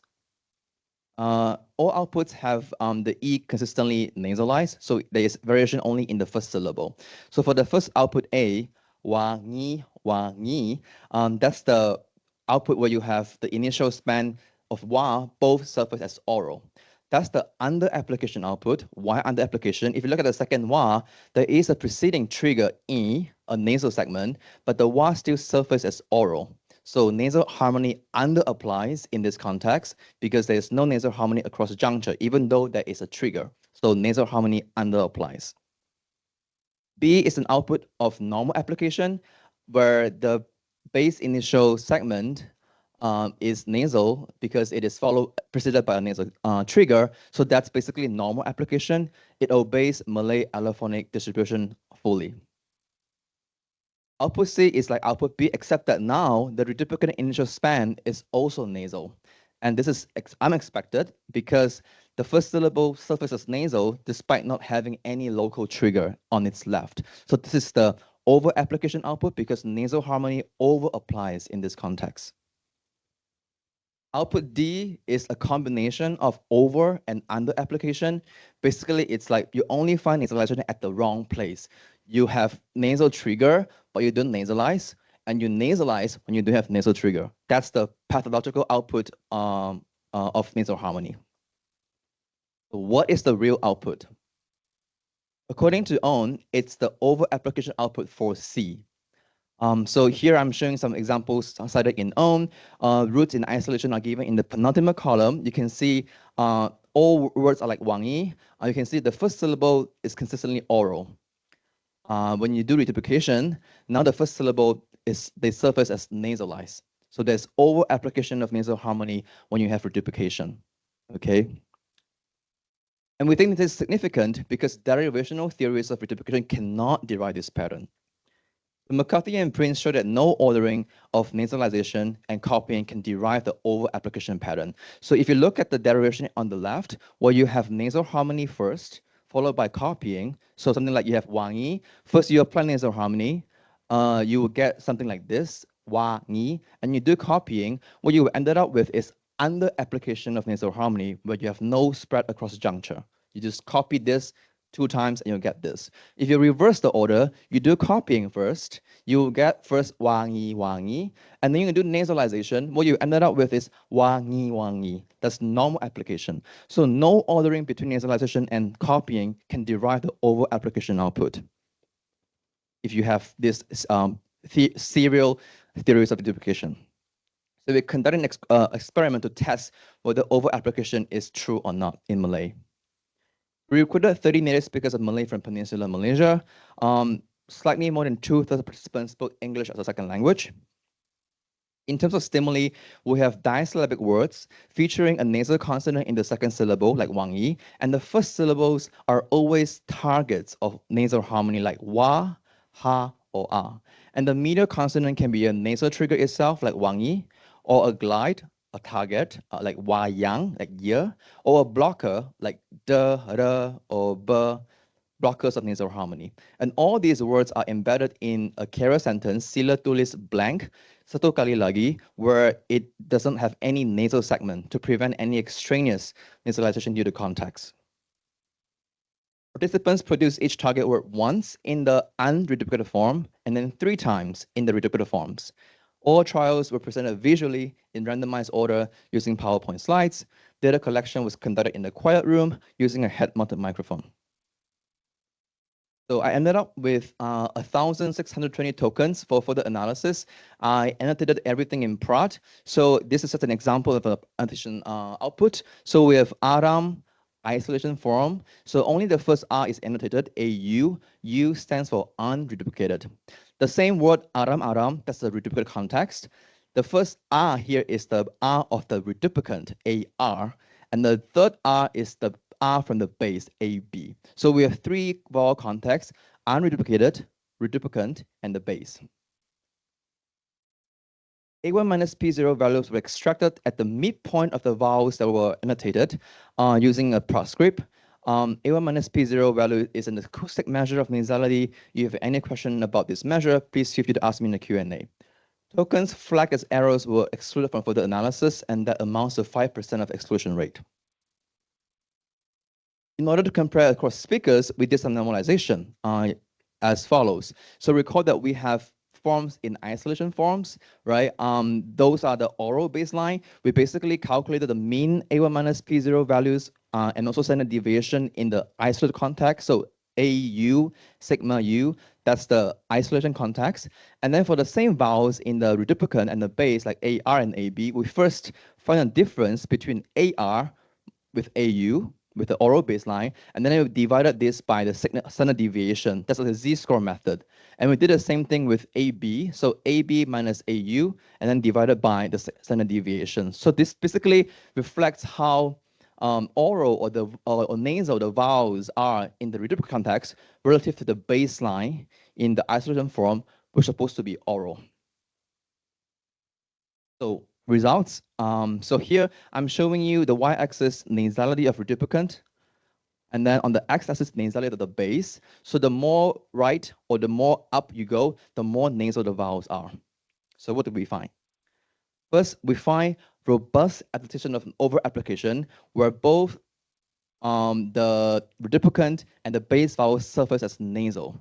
That's the over-application output shown in quadrant 1. Not just that, we also found 31% of data point coming from the under-application quadrant, where both the reduplicant and base vowels surface as oral. So that's the third quadrant here. We also find 25% of outputs coming from the normal application quadrant, so that's quadrant 4. And interestingly, we also find some adaptation of outputs from the pathological quadrant, quadrant 2. Okay, to summarize, despite its substantial variability, overall application of Malay nasal harmony truly exists. Okay, and I showed that serial theories of reduplication cannot derive this pattern. Thank you, and thus undergenerate this pattern. So here I'm just showing you some theories that deny the existence of over application in Malay. So these experiment findings bolster argument for parallelist theories of reduplication, such as Bayes' reduplicant correspondence theory. Before I end, I would like to acknowledge my collaborators, Sam Zukov and Fengfan Xie, and also the people who have been giving me comments and feedback at various stages of this project. Since I have 15 seconds left, here are some slides, a manuscript, if you're interested in the modeling part, which I could not include in this presentation due to time constraint. But yeah, feel free to contact me if you have any questions or suggestions. Thank you. Appendix. So if you look at the results broken down by speakers, here's the plot. So this is a plot showing you individual differences in how they produce the 4 quadrants. Instead of plotting like 30 scatter plots, I summarize everything in a single plot. Each speaker has 4 categories. As you can see here, F is male, F is female, M is male. Across the speakers, there are no prominent patterns. And what you can see here, each individual speaker is variable in that they produce 4 of the categories. So each individual is variable. The same is true at the word level. We have all these words in the corpus. You can see each word is produced variably at 4 categories depending on the context, speakers, whatever. There's no visible or visual salient trends that we can find in the word or individual level. But that's a very good question. Oh, yeah, thank you. Hi, everyone. Good afternoon. My name is Xie and my today's presentation is vowel structuring and retroflex real civilization in German Mandarin. And my supervisors are Dr. Rashida and Dr. Chu. We are from University of Malaya. So first, let's have a look at the context of this research. Jimen is a city located in Hubei province, China, and is classified as a variety of Mandarin, specifically Southwestern Mandarin. So in previous studies, there are some impressionist transcriptions. So in recent transcription, Jimen Mandarin found a rhotic Z suffix in noun phrases. So in Chinese, we have like 2 very common suffixes. One is Z, another is R. They have very similar meanings. And they are mainly deviational morphology processes. Like for example, in Jimen Mandarin, we have adjective and plus a suffix. It changes the form and the meaning of this stem word. But in the meanwhile, in some languages, like not languages, like dialects, most dialects, the meaning actually doesn't have any changes. But it conveys diminutive, like familiarity meanings, which is very common in spoken language. So what makes this morphological process very interesting is the morphology, which involve the phonology process. Because in this process, the suffix and at the same time, the preceding vowels have some sound changes. So let's take a look at what happened in the suffix in Jimen Mandarin about this suffix. So under my acoustic and paleograph analysis, I find this target is rhotic and its articulator is apicolaminal. So to compare with these 2 suffix categorizations in Chinese, I find it has same morphological reputation with the Z suffix. But it overlaps with the R suffix in phonetic realizations. So in R suffix, it is also rhotic. And in some dialects, I find the articulator is also like apical. So after comparison and knowing what the Jimen Mandarin suffix phonetic realizations, I still cannot categorize this real manner with this today's research about how it interacts with the preceding vowel system, because this real manner is very unique. So my objective of this study is to compare the acoustic characteristics of the base vowel system, which are usually monosyllables, with those like of the suffix vowel system in noun phrases to answer the question, how does the suffixation affect vowel production in the preceding syllables? So in Chinese, we have a range of vowel types, which have very tight connection with the syllable structure. But today's, due to time limitation, I will only have a brief discussion in monosongs and diphthongs. So my methodology have only 2 speakers, and my materials for base vowel system, each vowel will have only 2 words. And for the suffix system, it is like from a corpus of German Mandarin. But each vowel only have 2 to 6 words.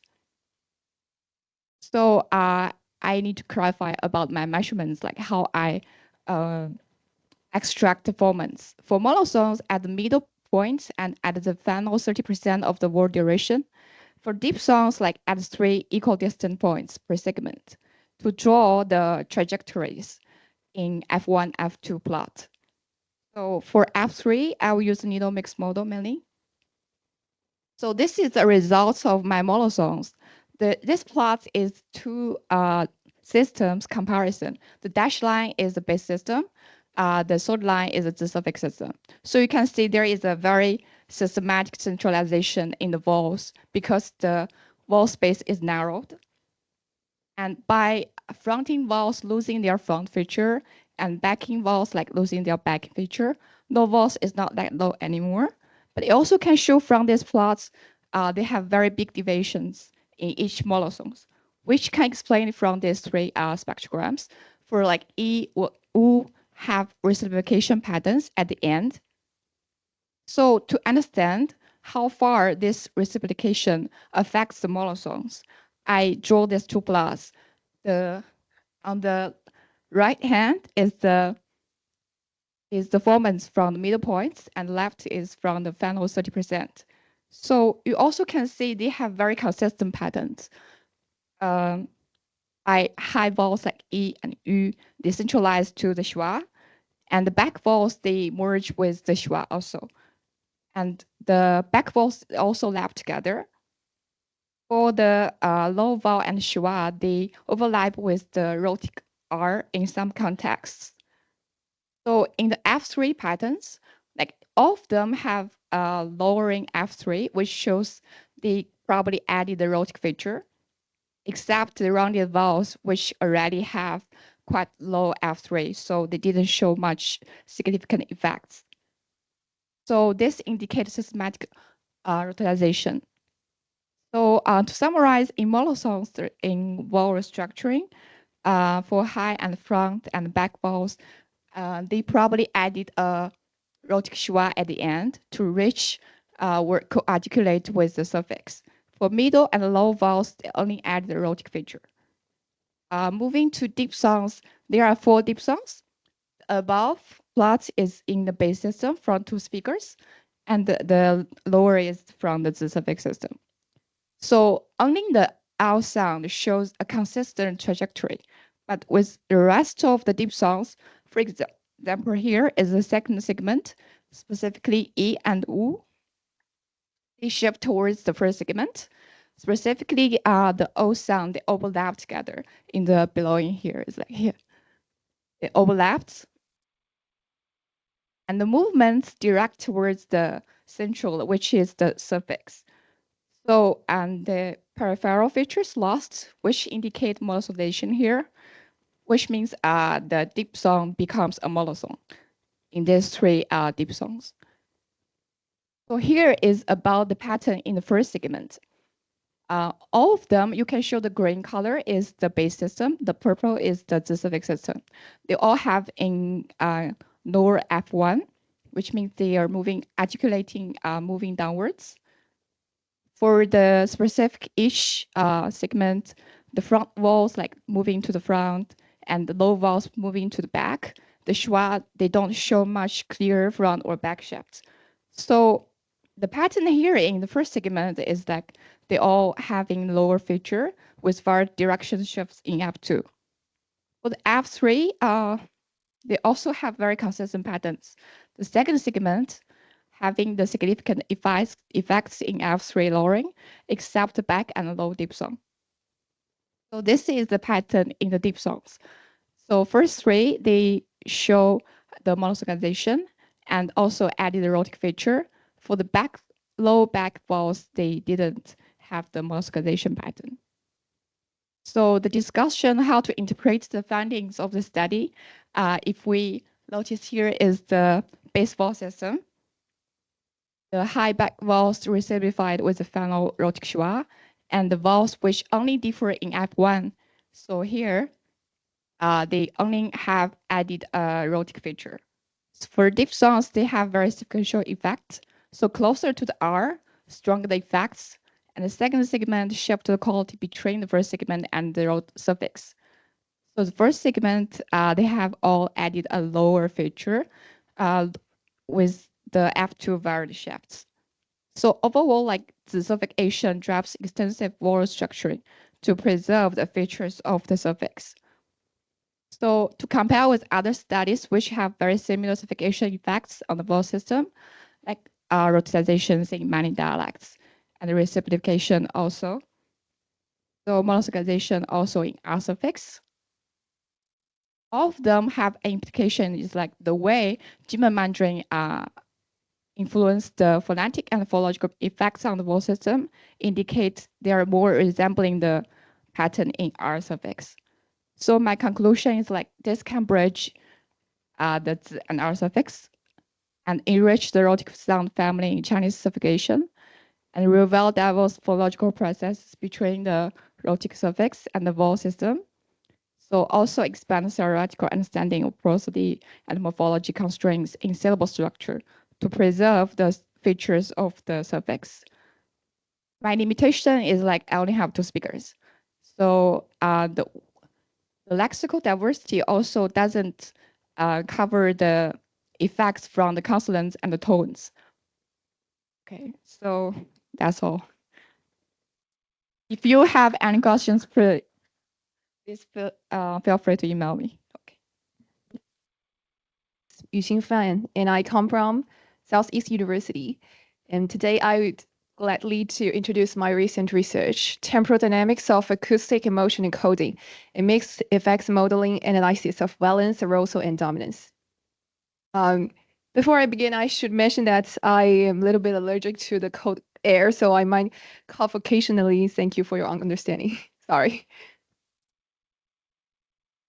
So when we talk about recognizing emotion from speech, the focus has always been on here and now. Problem with this is that it treats emotion like a static snapshot. It's accurate for instant, but it misses the bigger picture about how our emotion flow and change over time. In reality, of course, emotion is much more over static. It's dynamic and always evolving. Sometimes this change is gradual, like a melody, while at other times it's a roller coaster full of dramatic shifts in milliseconds. This leads us to the central question. Do these temporal dynamics actually influence the acoustic parameters and emotion of human speech? To figure that out, we analyzed emotion speech and using the EMOCAP database. It's a very popular and high quality resource for this kind of research.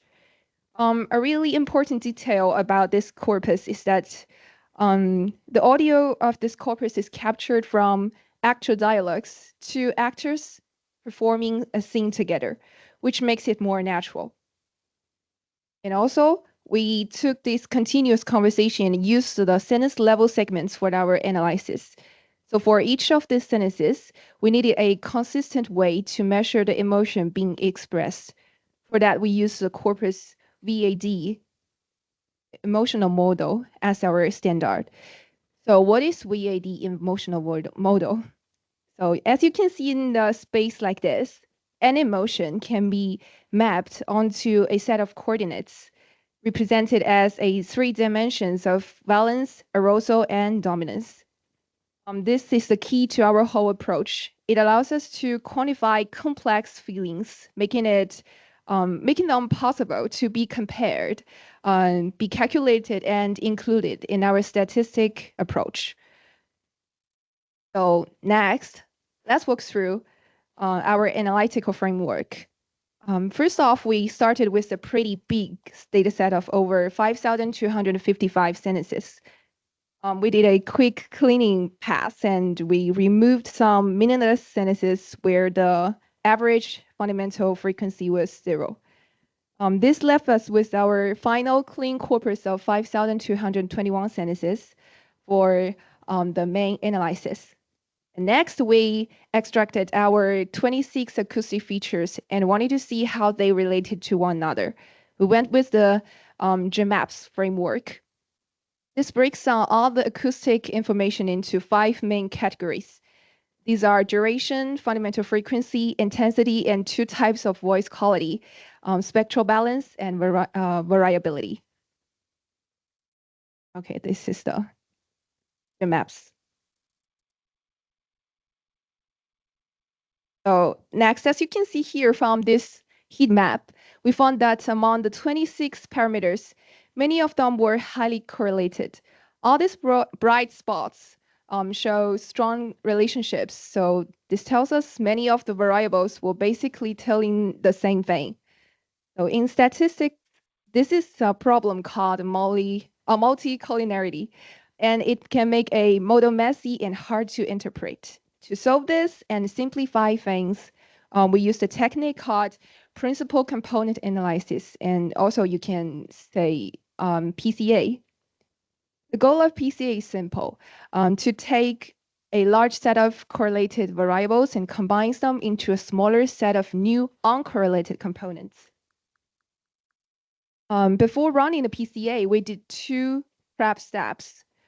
First, we normalized all the parameters and adjusted for differences between individual speakers. The key step here is that we applied a varimax rotation. The main reason we do this is to make the final components much easier to understand and label. This rotation was essential for interpretation, and the results were very clear. The varimax rotation and PCA gave us 10 components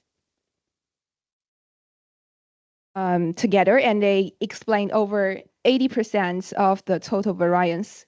This means we successfully reduced our 26 features down to 10 core factors without losing much more information. Finally, to give these new components meaningful names, we looked at which originally features loaded most strongly onto them. Specifically, we focused on any feature with a loading of 0.5 or greater. The table listed here, this slide shows the factors we used in this study. We have 10 factors. Now we have our 10 core acoustic components. The next big question is, how do these acoustic factors relate to the VAD emotion ratings? To figure this out, we used the linear mixed effects modeling. We chose this approach for that we have many sentences coming from the same speaker. So we can't treat each sentence as totally independent. Mixed effects modeling is specifically designed to handle this kind of data structure. But before settling on our final model, we did some diagnostic checks.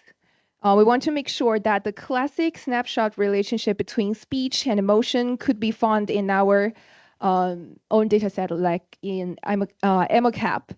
So we started with a more basic multiple regression model, and it immediately revealed the problem. It has strong autocorrelation. So our challenge was to build a model that accounted for this emotional inertia.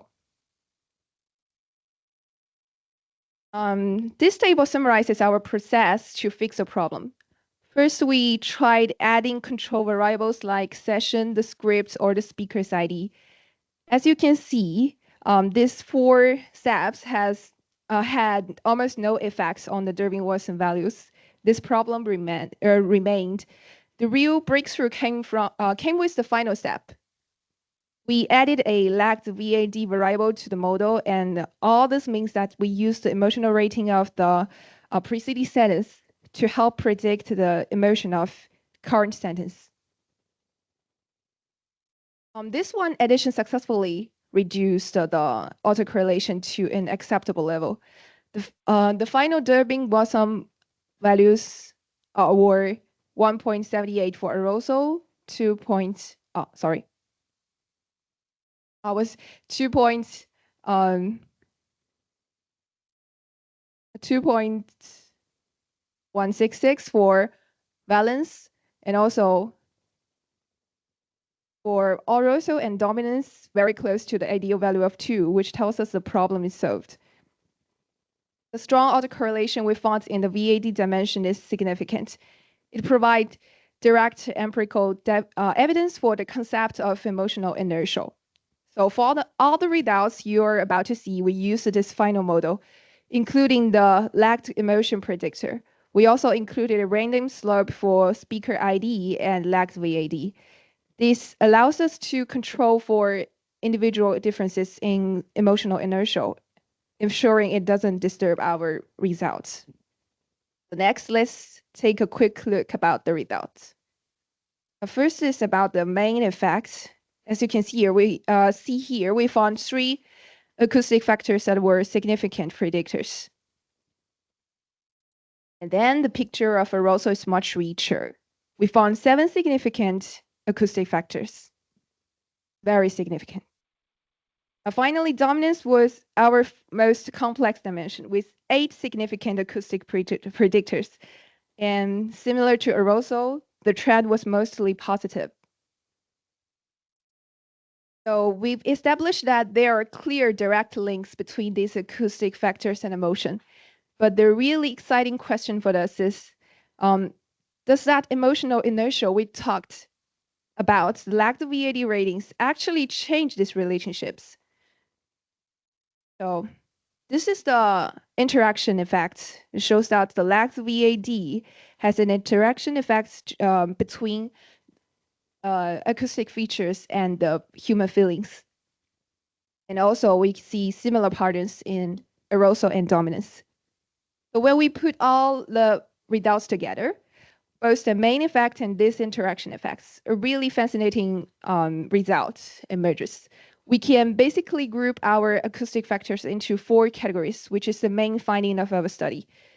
First, we have the direct effect. These are acoustic features that have a stable direct effect and relationship with the current emotion, no matter what the person was feeling a moment before. For instance, the acoustic feature on voice, for instance, like shown on the slide, the acoustic feature on voice ratio has a direct effect on the emotion dimension of dominance that is not moderated by lagged dominance. Again, we have the moderated effect. For these features, their relationship with emotion is either amplified or dampened by the lagged VAD ratings. These are the variables that had both main effects and an interaction effect. Illustrated in the figures is the effects of fundamental frequency variation on the arousal of current sentence. And you can see it on the left. While the relationship is positive on its own, it becomes even stronger when moderated by lagged arousal. You can see the trend on the right figure. And third, and this is the most interesting part, we have the crossover interaction, also known as the flipping effect. This occurs when a feature's relationship with an emotion not only changes in strength, but completely reverses its direction, depending on the speaker's prior VAD ratings. Like the examples on the slide, the right plot shows the effect is flipped by the moderator, lagged dominance, right? So finally, we have the hidden effects. These are acoustic features that on their own show no direct link to the current emotion. Their relationship only emerges once we account for the person's previous feelings. These are the variables with no main effect, but a significant interaction effect. And finally, our key finding is the acoustic features of a sentence can't be understood as isolation. We found that the emotion from previous sentence carries over, creating what we call emotional inertia. Like humans hangover. This inertia changes how we hear the next sentence. The effect can be dramatic. So the meaning of acoustic cues is fixed. It's all about context. This shows that for emotion recognition systems to be accurate, they must analyze the flow of a conversation, not just a single isolated sentence. That's all. Thanks again for inviting us. Thank you. Yeah, thank you for the question, and that's a really interesting part. Because I also study now in Japan. So I know in Tohoku University, some researchers are now researching about if these emotional inertia could happen in Japanese. So our research is about English. So my future work would be stretching out how if this would happen on Chinese or Japanese other tongue languages, such as European languages. Yeah, thank you. Next up, I'd like to invite of her title, this Tense-Lax Vowels in Tibeto-Burman Languages. Hello, hello. Hello, good morning, guests and colleagues. Thank you for coming. And the title of my presentation is Tense-Lax Vowels in Tibeto-Burman Languages, a phonetic analysis of Lahu. Yes, first I will introduce the research background and give a literature review. And since I adopt the experimental phonetic methods, and then I will elaborate on these methods and procedures and the results. And finally, I'll give a discussion and conclusion. And Lahu people is one of Chinese ethnic minorities. They mainly live in Yunnan province, Lancang County, and their population is nearly 500,000. And as you can see from the map, and they also residing on the neighboring east-south country, such as Burma, Thailand, Laos, and Vietnam. So this is their background. And the Lahu language, as you can see from this classification, they belong to the Sino-Tibetan language family first, and the Tibeto-Burman branch, and the Burmese Yi subgroup. Yes, they're here, and they're under the Yi group with Nasi, Yi, Hani, Li Su, etc. And in this group. And for Lahu, there's 4 variations, and they can divide it into 4 dialects. And as you can see from this map, the largest is Lahu Na here, and Lahu Xi, and Lahu Alai, and Kuchong. So there are 4 dialects for this language, but there's no significant differences among them, and there's only just variation, mainly in vocabulary. In phonology, and they have 24 initial onsets, and 20 rhymes, and 10 monophone, and 10 diphthong. 7 tones. So, and as the less and tense vowels are closely related to the 7 tones, it is said that the tense vowels will occur in the tone 5 and tone 6. So I will play an audio example for you to get an impression. 第3组，妈 1, 妈 2, 妈 3. 妈妈妈妈。 Yes. So, and it is reported that tone 5 and tone 6, they have the tense vowels. So, if we make a minimal pair for this 2 pairs vowels, and we choose tone 2 and tone 5, and they are quite similar in the pitch contour, and tone 3 and tone 6 for comparison. So you can get a more detail. Mi, pe, B, tu. This is the lower pair. Let's see the high pair. Ta, vi, pa, to. So you can see this, the tense vowels always occur in tone 5 and tone 6. Okay. Mi. Okay. So it's very common for less than tense vowels in